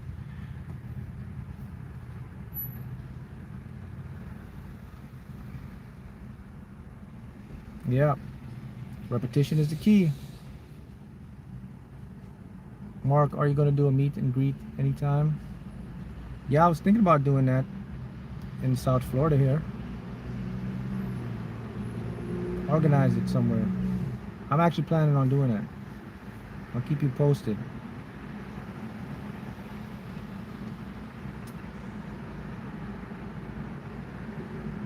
Okay, let's see. Sat in my car and put my hand and fist, and I had a lot of energy in me, so I was aware. I was mad at hell and said I encouraged myself in getting better every day. Good job, Sonny. That's what I'm talking about. You got to channel that stuff. I made my own affirmations last year, listening with headphones. Still not achieved any of my big goals. I made my own affirmations last 1 year. Now, the thing about affirmations is, I always recommend when you do affirmations, if you're starting, you want to definitely use mask affirmations. And then as you develop the resistance or release the blocks, you can use spoken affirmations. So if you're someone that's using subliminals, recommend always use the mask, because it gets by your critical divide a lot easier.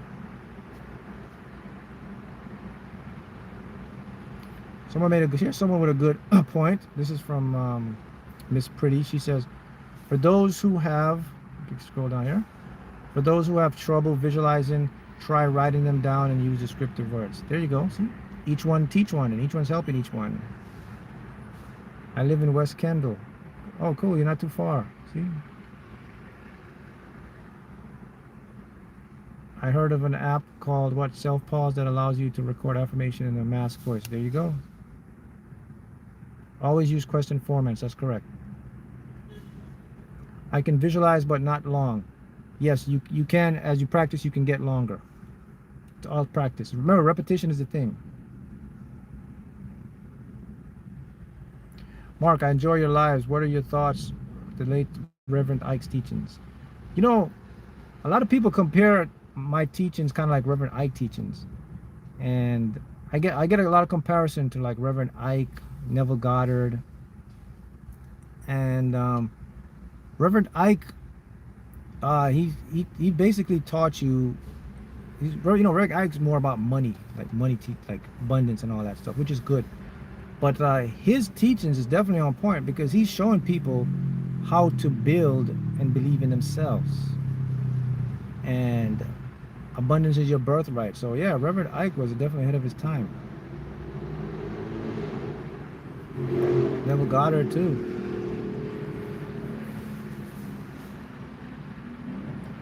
Erica Walker, another member. Mark, I'm super sensitive, empath, sometimes draining. Yeah, with you empaths out there, your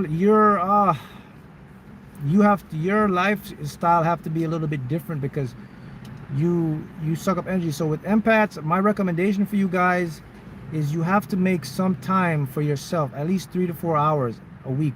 You got to start doing stuff to transmute that type of energy. So you got to start treating yourself.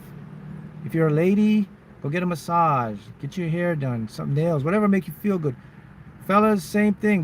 Do stuff to make you feel good. Work out, play sports, but you got to transmute energy, man, because empaths, a lot of empaths don't know they're empaths. And here some of the signs people suffer from, to show you if you're suffering from a lot of depression, anxiety, for no reason, you're just wondering like, man, why am I depressed? Why am I anxious? It's probably a sign that you're an empath you don't know. It's probably because when you meet people, you are picking up a lot of energy. And a sign to let you know you're an empath, this will let you know you're an empath as well. If you feel very claustrophobic around big crowds, if you feel like overwhelmed when you're in big crowds, that's usually a sign that you're empath. It's not that you're shy. You mistake it for being shy. It's because you're subconsciously, your body is protecting and telling you, I'm not comfortable. So if any of that, you can start to fix it. The issue with empaths is they don't know they're empaths. So, and they suffer from a lot of stuff, and they go to like the doctors and all this stuff, and doctors say, oh, you're fine. But you know that, damn, I'm just drained all the time. Now you know what's happening. So you have to start to now do some lifestyle changes here. You have to know, okay, man, I can't go out in big crowd until I learn to channel this. So start small, and then you go out in big crowds, you can see a bubble around you. You got to do more meditation. Empaths, you got to get plenty of sleep, at least 8 hours, 7-8 hours. Definitely going to help you. Lots of fluids, water, nature stuff, self time. You got to take time for quiet time. You got to take an hour or 2 per week. If you have family, you got to go into a room by yourself, because this is how you're going to detox and release the energy. Because the energy is not going to go anywhere until you transmute it. It's just going to stay in your system, and it's just going to make you dis-ease. It's going to make you feel lethargic. It's going to make you get insomnia. It's going to give you anxiety. It's going to make you depressed. That's energy. Energy has to, remember, energy can't just go. It has to transform. It has to move. It's always going to move. So for empaths, those are signs. If you're an empath, you're very nervous around large crowds. You feel flustered, like claustrophobic in large crowds. You like to be alone a lot of times. Those are empaths. Hmm?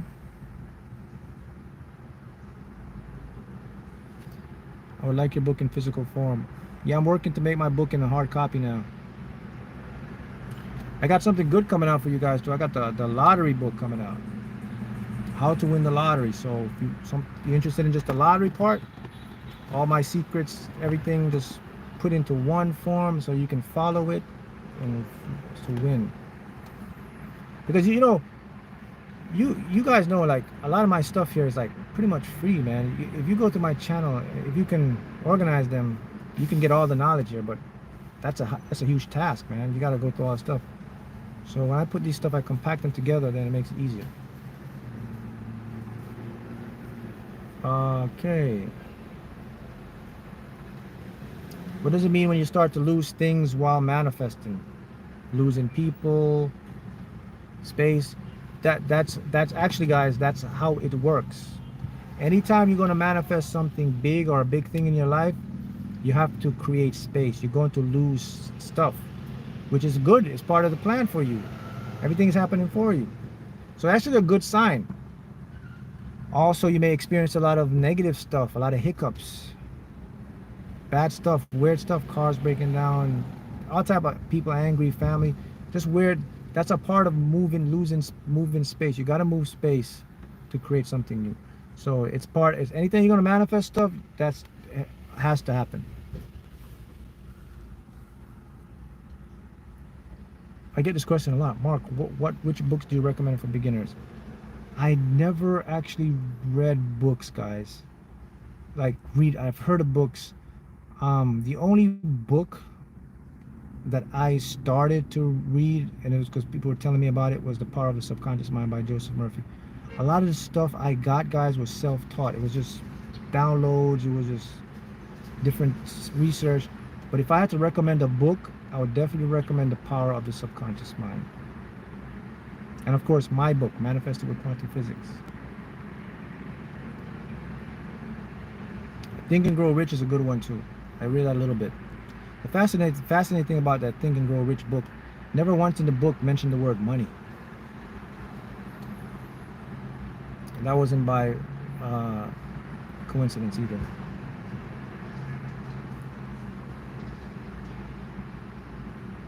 It's from another member here, Sunny Silver Bunny.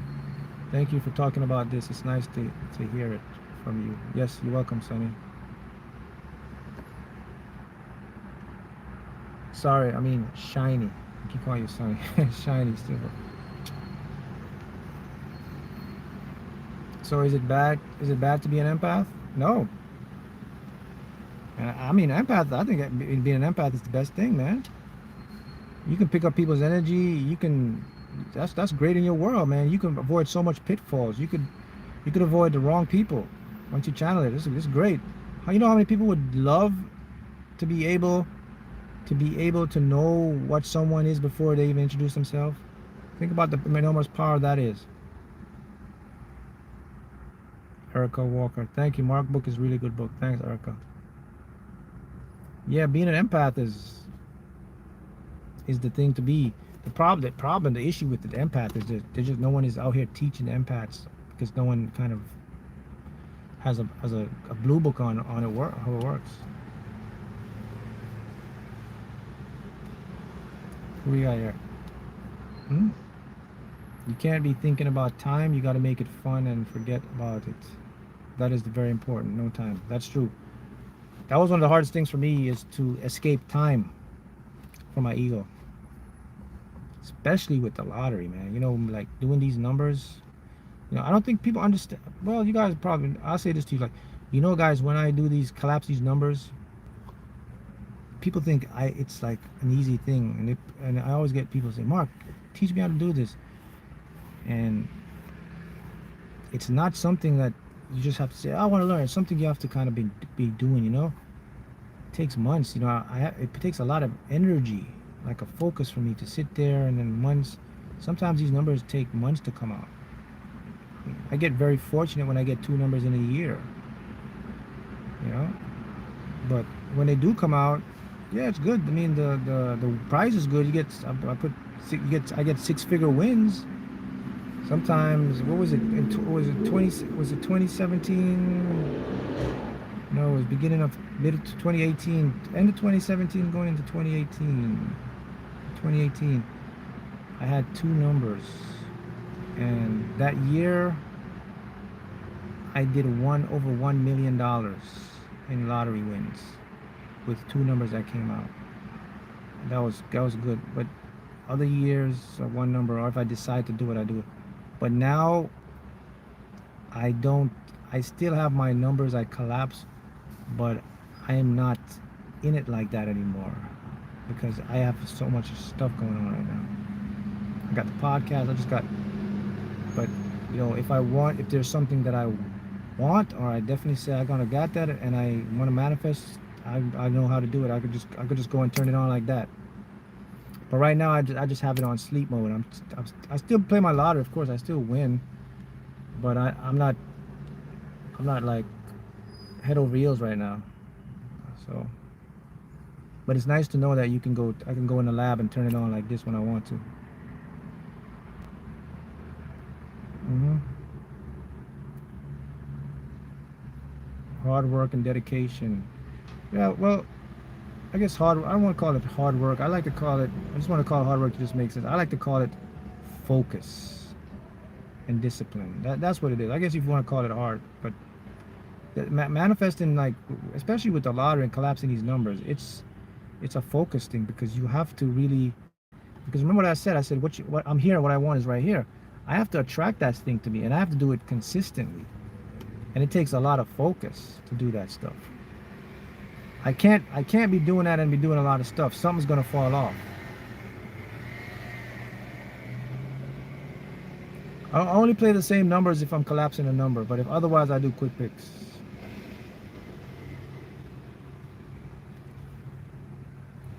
Someone says book how to master your thinking pattern and habits of self-development. Very powerful book. You'd like it, Mark.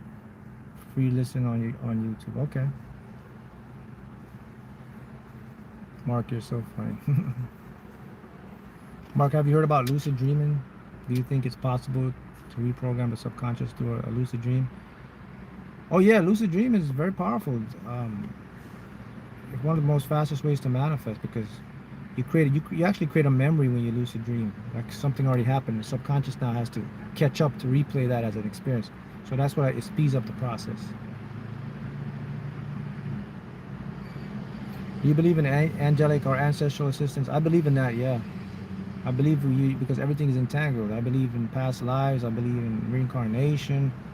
I believe in multiverse. I believe that you have guides and your ancestor. I believe there's all type of stuff helping you. Yeah, in the lab, man. When you're gonna manifest, you gotta go in the lab. Like a chemist, physics, they have a lab. I gotta go in my lab. If I'm gonna collapse a number, I have to get in the lab, man. I have to like focus on it. Everyone does that. You gotta get your space to manifest. Because remember, when you're manifesting something, it's a focus. Because you got distraction all around you, man. You got your family, you got friends, you got this, you got that. You got to know how to balance it. So when you're gonna manifest, I have a friend. This dude is a really good manifester. This guy is good. You know what he did? What was it?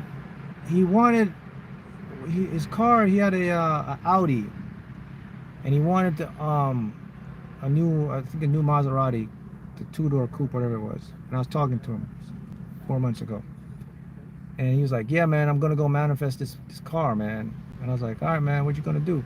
You know what he does? He takes 2 weeks off, and he goes into the mountains. In 2 to 3 weeks, when he's gonna manifest something big, he takes 2 weeks off. He goes into the mountains and he camps out there for 2 weeks, and he meditates and he eats all this stuff, and then he comes back, and within 2 months he had the car. So people do this stuff. They go into the lab. That's what I talk about. Sometimes you have to know how to do. And he was doing that for years before I even met him. He was telling me, he's like, he's like, "Yeah, man, when I want something big, I cut myself off. I go away for like 3 weeks." And he manifests like crazy stuff. And look, this guy, he is a tell you what he is.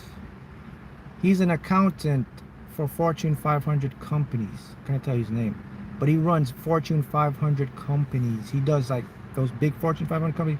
He's the one that organizes all their money, their books, and all whatever it is. He does mean, and he now quit that, and he bought himself a camper, like an RV, big RV camper, and he's just traveling now in the mountains of Utah, living off just manifesting, man. He told me he had to leave the matrix, man. I mean, he has enough money. He's good. He has money. He has money. He has his website. He's doing stuff like that. So, but I'm just showing you, like, when you're gonna manifest stuff, you have to have a process, and that's what I call the lab. Like his lab is, he goes off into the mountains. Now he can manifest anytime because he's in his camper. He can park up anywhere and do that. But all of us don't have that. We're not able to, like, just, oh, Mark, I'm gonna go into the, you have a family and stuff, so you can't just jump off and go. But my big pictures, I'm sure you have to create some space for yourself. You have to have this time for you to manifest. Do you believe in tarot cards? Tarot cards as a not as a specific, but as an overall thing. It's like a vibration it's picking up. So if you're asking me, do I believe in tarot cards to be very specific? No, but I believe in tarot cards overall. Please, Goodwill Wilson, you gotta stop typing, man. I seen you got like four tarot cards. I got you. So tarot cards are kind of like an overall. It's like a direction, but not a specific. It's giving overall direction because it's picking up on a vibration.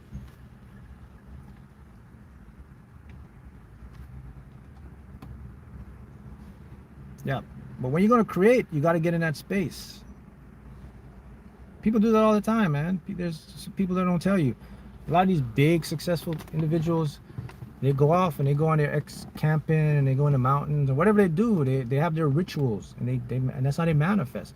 Because the thing about when you're gonna create something, right? You have to put out a lot of. You have to remember now. When you want something to come in, if you want to call up speed up time, the more energy you put to something, the more you can affect the field. So energy, body have to be ready, your mind and body have to be ready. So you have to be in a space where you can lock in. Your energy can't be like all over the place. And sometimes it takes time for you to like to be alone or just to cut certain things off. And I see it all the time. I see people all the time. Like, oh man, I had to get off line for 6 months. I had to cut off this for 4 months. And they come back very strong. They manage because they have to go in the lab. Your lab could be your rooftop. Your lab could be your project. Your lab could be your room.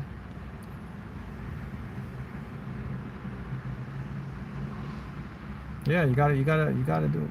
But I'm showing you that whatever you want, if you focus on it, you can get it in your world. You can manifest for someone else if they're open. If they're open to it, if they have open mind, you can manifest for someone else.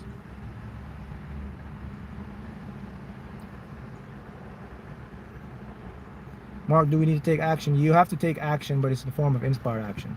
But action is always the last step when you create stuff. Remember the formula. Decide, project, expect, receive. Receive is the last part, but that's the action part. Action wasn't first. Decide was a decision. Project is a method. It's you could call it action, but it's not action. It's just a repeating process. Receive now. That's where action comes in. That's where inspired action comes in. You get a nudge to go here, to go there, to make a call, to do this, and then your desire pops in your world. So there's two types of action. Willpower action, inspired action. Inspired action is coming from your divine self, your higher self. Willpower action is coming from your ego mind.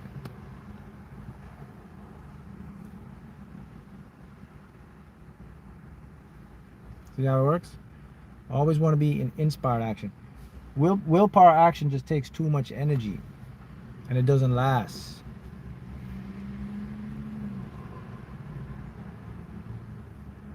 You know? So you always want to be in a state of inspired action. Inspired action is when you get into when you develop develop expectation, when you develop non-attachment, when you just start to be it is what it is, to just go with flow, to watch from behind the scenes. Like you pretend you're like watching a movie in your house, chilling. And you're not, you know you can affect the movie, but you choose not to. You just let things unfold, and then when you get the nudge, you do it. Like boom, boom, boom. Someone says, Mark, what is inspired action? Inspired action means it feels like the next logical step. It just feels like it's an instinct to do something. Inspired action has no thinking. Willpower action has thinking. Willpower action is like, all right, I'm gonna do this. All right, that's willpower action. Inspired action, just do. After you do, then you can think. Willpower action is you think before doing. That's the difference. And when you do inspired action, when it's complete, then you can go back and think about it. But you've already done it, so that's it. The ego catches up late on inspired action. That's what you want. The ego catches up first on willpower action. You don't want that, because when the ego catches it first, it's gonna stop you. You want your ego you always want your ego to be late to the party. I've never want your ego early at the party, man. The earlier the party your ego is, your party won't happen. Always let the ego come late. If your party start at 8, tell your ego it's starting at 10. Never let your ego arrive on time. Because if your ego arrives on time, your party's crashed. Because you're not in your creative mind now. You're in the logical mind. Your ego want to run things. It's gonna come to your party. It's gonna tell you, hey man, don't put that drink over there. Hey, you should move that chair. Hey, those people right there, you shouldn't have invited them. Man, your ego wants to control all the stuff, man. You're not gonna have fun. You can't manifest.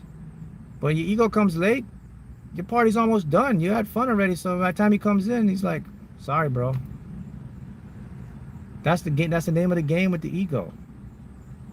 Your ego gotta always be left in the. I hate to say that he's the last guy to know, because if he's the first guy to know, he's gonna mess up your plan.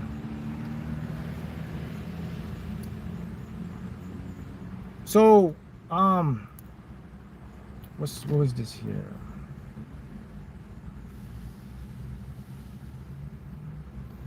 Mark Hughes, Mary J. No. How do you get downloads from the universe? You always get downloads from the universe. The question you want to ask is, how do I access my downloads from the universe? Everybody every day gets downloads from the universe, because you're connected. It's all communicating to you. What happens is we have a lot of distraction. Our ego gobbles up the downloads. So how do you access your downloads? By meditating, by clearing space, visualizing, focusing on positive stuff. Keep your mind only on stuff you want, that resonate with you, then the downloads can come in. If you're distracted a lot, if you're worrying and like stuff like that, it's going to be difficult to get your downloads.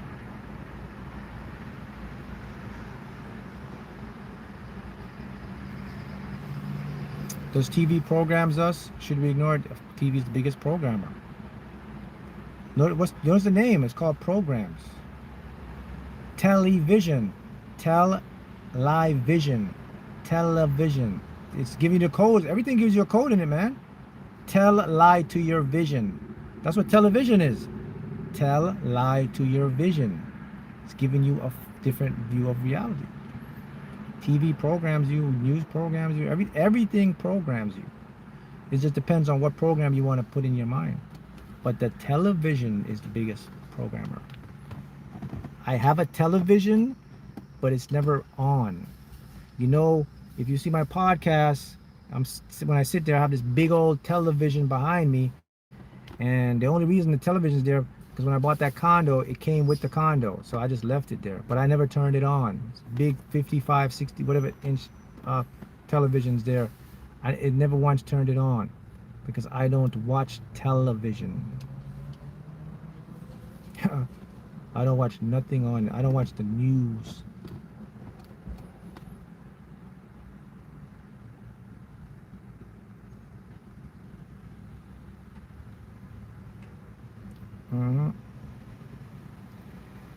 Is it okay to play autopilot, or do you recommend going to the shop and playing? I don't understand. What do you mean autopilot? Name one subconscious program that I can use every day. Question affirmations. Question affirmations. Visualizing. Going to new places. Exposing yourself to new things. Those are things that you can affect your subconscious mind program with. Listen to your self-talk. Change your self-talk. Watch programs that are aligned with what you want. All those subliminals, all those are things to change your program in your subconscious. No, ego is bad is what you said. No, ego is not bad. Ego is just, the ego just learned a different way. Your ego is very good. You need your ego because your ego can make you visualize, think. It likes to protect you, but it just doesn't know what it's doing. That's all I'm saying. Your ego is conformed to the world, to society. Society is really pushes like limit, struggle, classes, distinction, competition. It doesn't push love. It doesn't push happiness a lot. It just pushes a lot of fear and all this stuff. So your ego naturally vibes into that environment. So that means like when you're trying to manifest good, your ego is always going to rebuttal you with those type of environments first, because that's all it knows.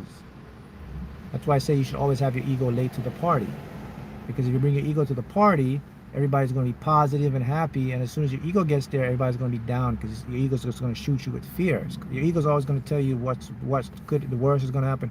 You notice every day, most of us, what's the first thing we think about? What we don't want. Oh man, what's the worst? What your mind will, can you notice your mind never just goes into the positive mode, like what's the best can happen?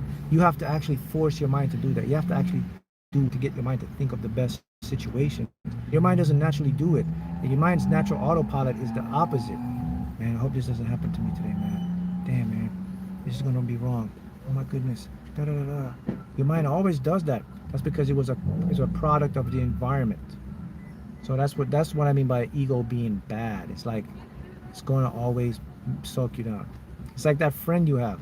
Everybody has one of those friends where you're doing something, you're having something fun. He's always that one to come in and say, man, I don't know, man, this is not good. What if this happens? What if that happened? Da, da, da, da. And then it just blows your high. You're like in a high vibe. And he's like, oh man, come on, man, can you just have fun? Do you have to just live in the moment? Everyone has one of those friends. That's what the ego's like. Or everyone had one of those friends. I don't have them anymore.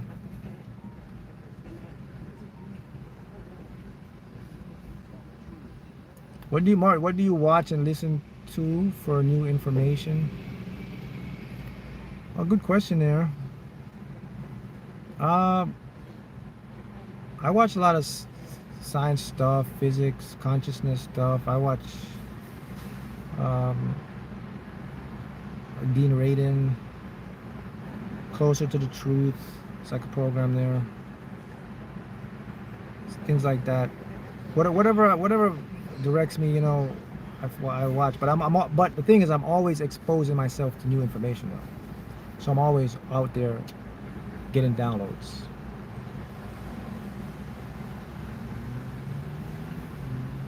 Do songs program us? Yes, songs are the same thing. They're music, their energy, their frequencies. I would say songs are the #1 most powerful programs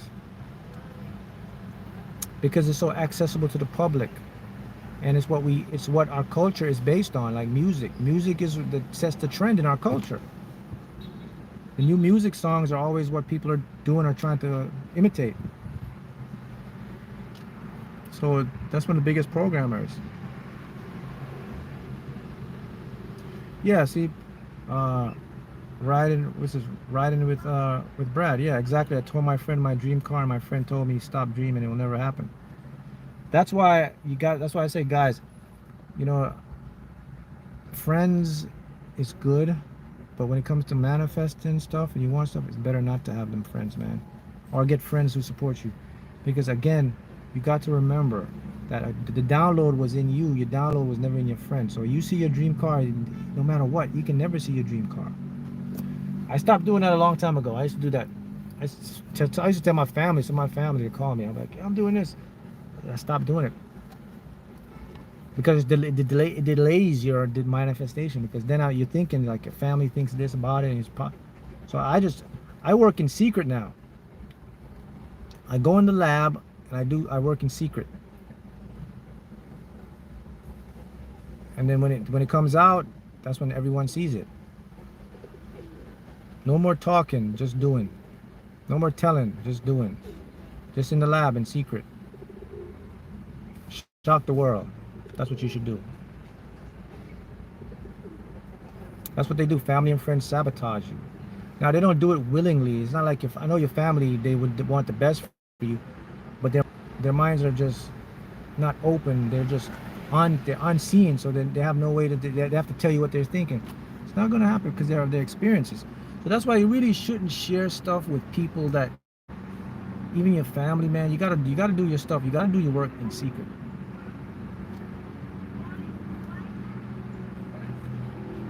Another member here. Hi, Mark. Does strong belief collapse the quantum wave of possibility, and then a strong repetitive feeling that make it into an actuality? Beliefs start it, and feelings create more. Yes. That's 100% correct. A strong belief or a strong expectation will collapse the wave into tangible things, and it comes into you. We are products of our beliefs internally. So whatever you believe internally about you, about the world, about people, that's what you're going to experience. That's the definition of collapsing quantum field. People, every people or person you meet is based on how you see them. That's why they react that way, because you're attracting certain people. Who says it best? Wayne Dwyer says it. When you change the way you look at things, the things you look at change. Best statement right there. Hey, Mark. I can hit the quantum realm in less than 30 minutes. I see people colors every time. There, what does that mean? You actually hit the quantum realm right now. There's no time there. Everything happens now. But you influence it a lot faster. Colors, if you're seeing colors, it means you, most likely, if you're doing that, your third eye is open. Belief is a foundation of human creation. Interesting there, Royal Bridger. I think, Royal Bridger, the thing is, belief is a part of human creation. I think beliefs is an inherent thing. It's not something human beings created. It's our natural state. It's an internal state. It's our consciousness. Because you got to remember, a belief is an internal thing, and then we share it externally. So a belief would be a co-foundation of human stuff. Beliefs are just part of our inherent creation.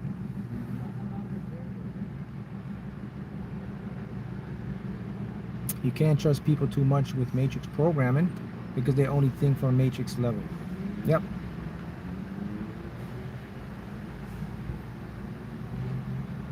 Oh, can you play lottery automatically on the computer? Yeah, you can do that. That's okay. Mark, what do you focus on in the lab? Feeling and visualizing in the end. Simple as that. Mark, what do you focus on?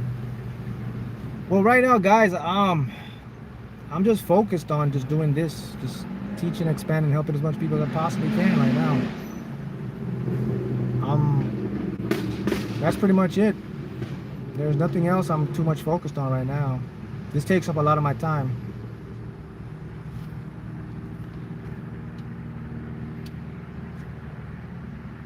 Thank you so much for your response. You're welcome.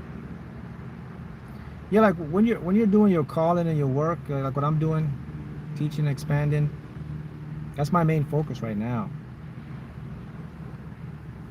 That's what I'm focusing on.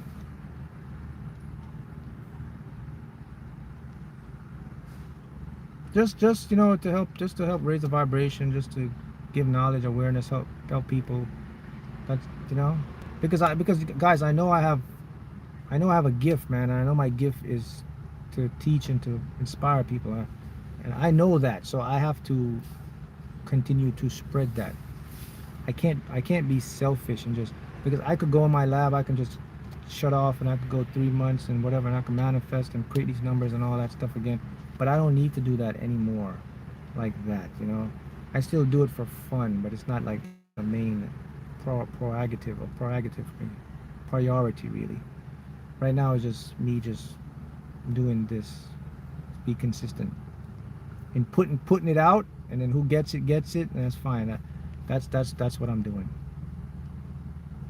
I mean, I know what I'm capable of doing. I know I can go win the lottery and collapse these numbers. I still do them for fun, but I'm not like in it as I was before, because my life has gotten so much more busier now because I have so much other stuff going on around spreading this positive content and stuff like that. How long does your manifest take? That's an interesting question. For me, it takes months, even year or a year and a half, depending on the stuff I want to manifest. Everyone has their own timeline of manifestation. Do you have a good lottery strategy? Yeah, I do. It'll be in the book. I put a good lottery strategy. Does your smartphone, electronic device affect your magnetic field? Everything affects your magnetic field. The key is to what extent does it affect you? So the short answer is no, it doesn't affect your magnetic field where it stops you from manifesting, but everything does interact with your field. Everything affects the field.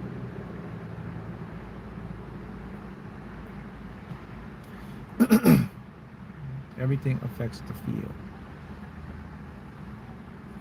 Mark, we call our lottery win an inheritance. Is that blocking the manifestation, or should we call it lottery win? That technique should we use? Actually, that's a fantastic way to look at it. I like that.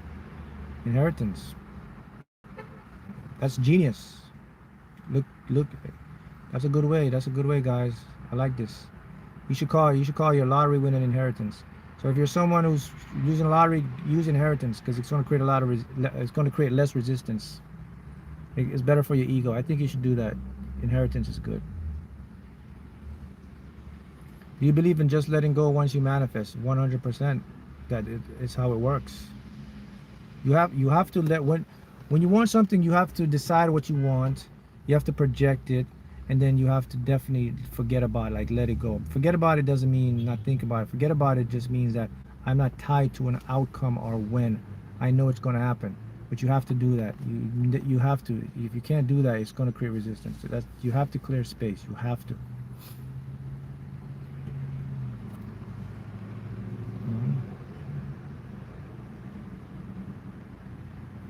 You have to do it. Maria, member, thank you, Mark. You helped me find my way back home when I was lost. Thank you for making the choice to teach. You're welcome. Inheritance. Does music? Yeah, music can block your manifestation. Music can also enhance your manifestation. I think one tip I can give you guys when I manifest stuff, lottery or anything, is I would always visualize, but I would visualize accompanied with music. So I would listen to some music that would raise my vibration or just make me feel better. That I test that to create more energy. So that's a good combination to do.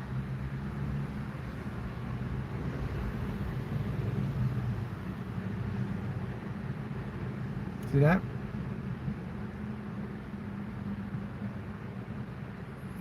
Definitely a good thing. Can you talk more about roadblocks? I mean, I think roadblocks are more about people, like friends, family. Roadblocks are when you tell people your dreams and they put a lot of doubt in it. The lesson I would like, my advice to you guys is, sh- there's two ways you can do this thing. You can find your tribe, like-minded people, like what we have here, and you can express your manifestation to your tribe. Like everyone here on my channel, they comment. You can express your manifestation because each of you guys are happy for other people to manifest because you know how the game works. That would make things manifest a lot faster. That's why I formed these different groups, like Facebook group. So I put everybody in the group, like the manifesting lottery, whatever, more mind group, because everybody in that group are all for the same thing. So when one person wins, everybody's happy. So it's creating a what you call a placebo effect, and somebody else is gonna win. So roadblocks. If you want the positive stuff on that, you gotta tell people who are supporting you. But the roadblocks come from telling people who are you're not certain are supporting you, like your family, your friends, because you think they will be your support, but they're not. So to avoid roadblocks, either work in secret or find groups or tribes that resonate with your manifestation and share it there. That's the best advice you can ever do.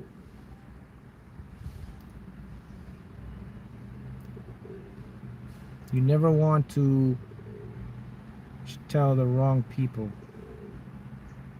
your dreams because they can sabotage you. Because remember, they give off energy as well.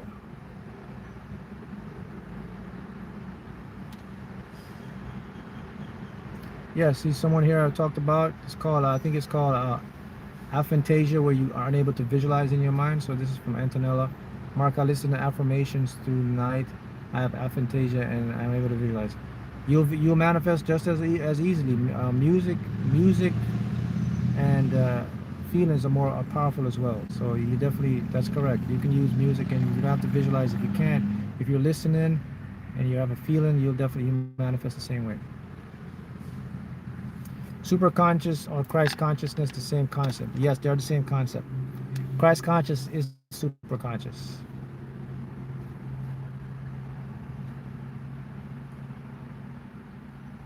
Right? Surround yourself with those on the same level, mission as you. Yep. Surround yourself with your tribe. Everyone has their tribe. All of you, this is your tribe. You're all here because this is what this is this is what intrigues you, this is what gravitates you, this is what you want to learn. So every single one of you on this channel or on all the platforms I have, you're all tribes. You all are like-minded. You all have the same goals, different aspects of it. Some of you want to win the lottery, some of you want to just master your mind, some of you want to heal, some of you want to become a better version of yourself. It's in the same ballpark. What type of music I listen to raise my vibration? All types of music. I like culture, like the reggae culture music. That's what like help me. I listen to all type of rock stuff, but it just depends. Depends on the mood I'm in.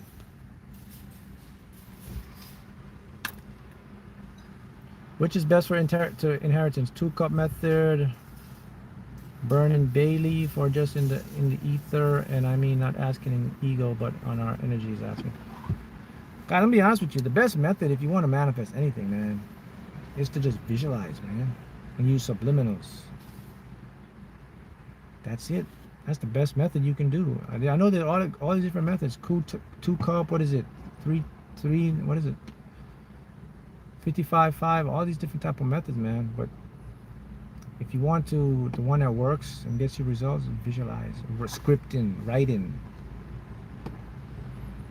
dancehall music. Yes, any music or rhythm that just gives you that excitement in a good way.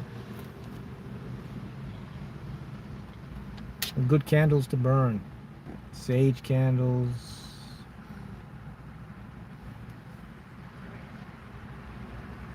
All right.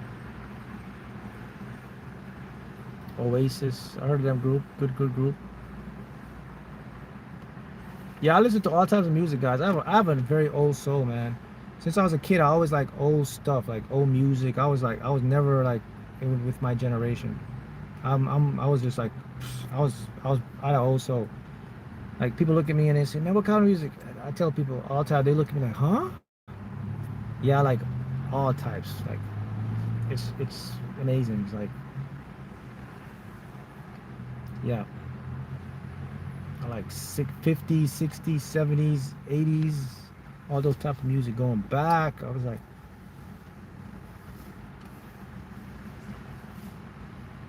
see how it works? How to preserve our energy.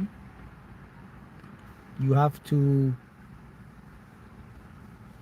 preserve your energy, guys. You have to be conscious and aware of where you're directing your energy.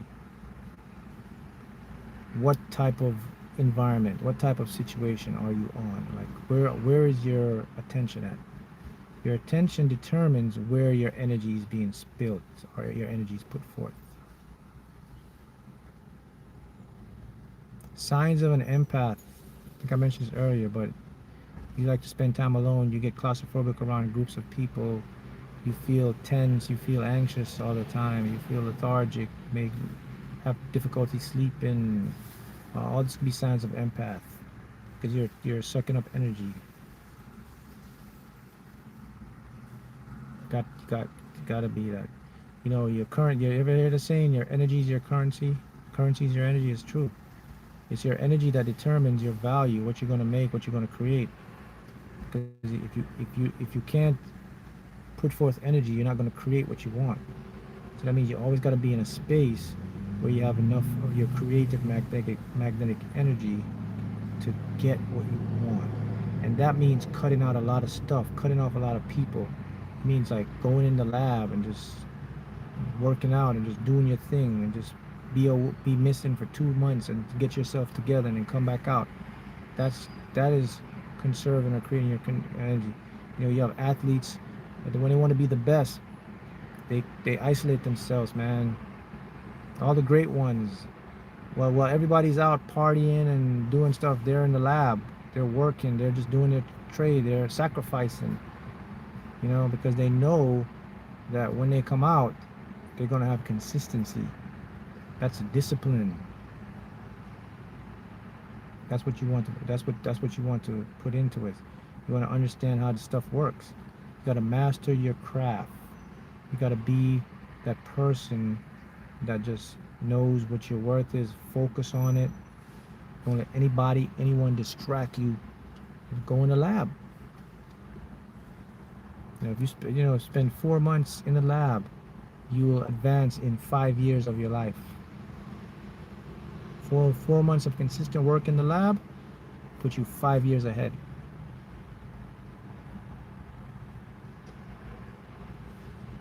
Earl Brigger, where's my lab? Yeah, my lab is a car. Every time you see me, it's in the car. Lab, that's my lab. You got to get into your lab,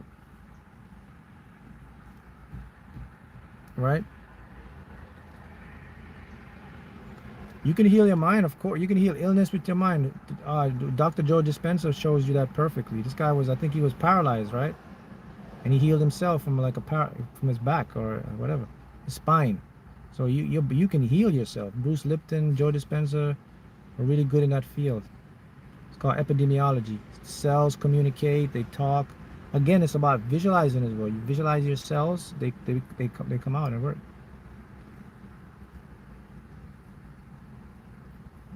See how it works, guys? The big point is, it's all in you. It is. The lab is taking a long bath. That's your lab. Your lab is your happy place, the place that gets you energetic, the place that revitalizes you, the place that inspires you, the place that gets you back on track. That's your lab. That's where you got to get in your lab, because that's what's going to get you up. So you can get back out there and do your thing. Athletes have to give up social stuff to focus. Yeah, I think it was with Kobe Bryant, man. That guy That was one of the best disciplined persons, man. That guy would, when he was training, he would talk about how he would cut off everything for months. He'd actually go to a different place to train, no family, none of his kids and all that stuff. He would just isolate himself for 2-3 months. That's the same thing with you guys. If you can focus on 3 to 4 months, man, and do your stuff, it puts you, you'll be 5 years ahead.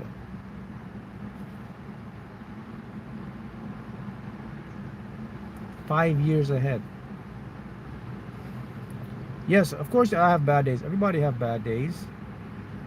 But you just have to just understand what's happening and go with the flow. Don't try to push or change. It's just going to create more anxiousness. Everything I learn is about flow. You know, it doesn't make sense to get upset because it's just gonna, it's not gonna fix stuff. It's just gonna, so I just go with flow.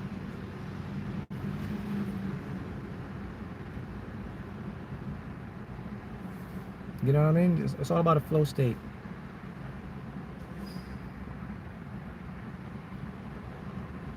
Definitely can heal illness with the mind. I've done it. It's called the placebo effect. The mind is the world. The mind is this stuff. The mind is physical reality. The mind is all of this. All of this was once in someone's head. My car was once in the vision of the designer before it became a physical thing. This very car was in someone's head when they designed this car and they made this car. Now this car is in physical form. This parking lot was a design of someone as an architect's head, architect's mind. Everything was a design in someone's head, but it becomes a physical form. So everything comes from inside the mind for physical form. It's just a different form of the same thing. It just looks solid to us, but it's one and the same. It's like saying tomato or tomato. It's the same thing though. That's what happens when you see in the head, it comes in the world. See how it works? Good stuff. So this is the live for today. So we had a good time here. I'll be back in another week, 2 weeks.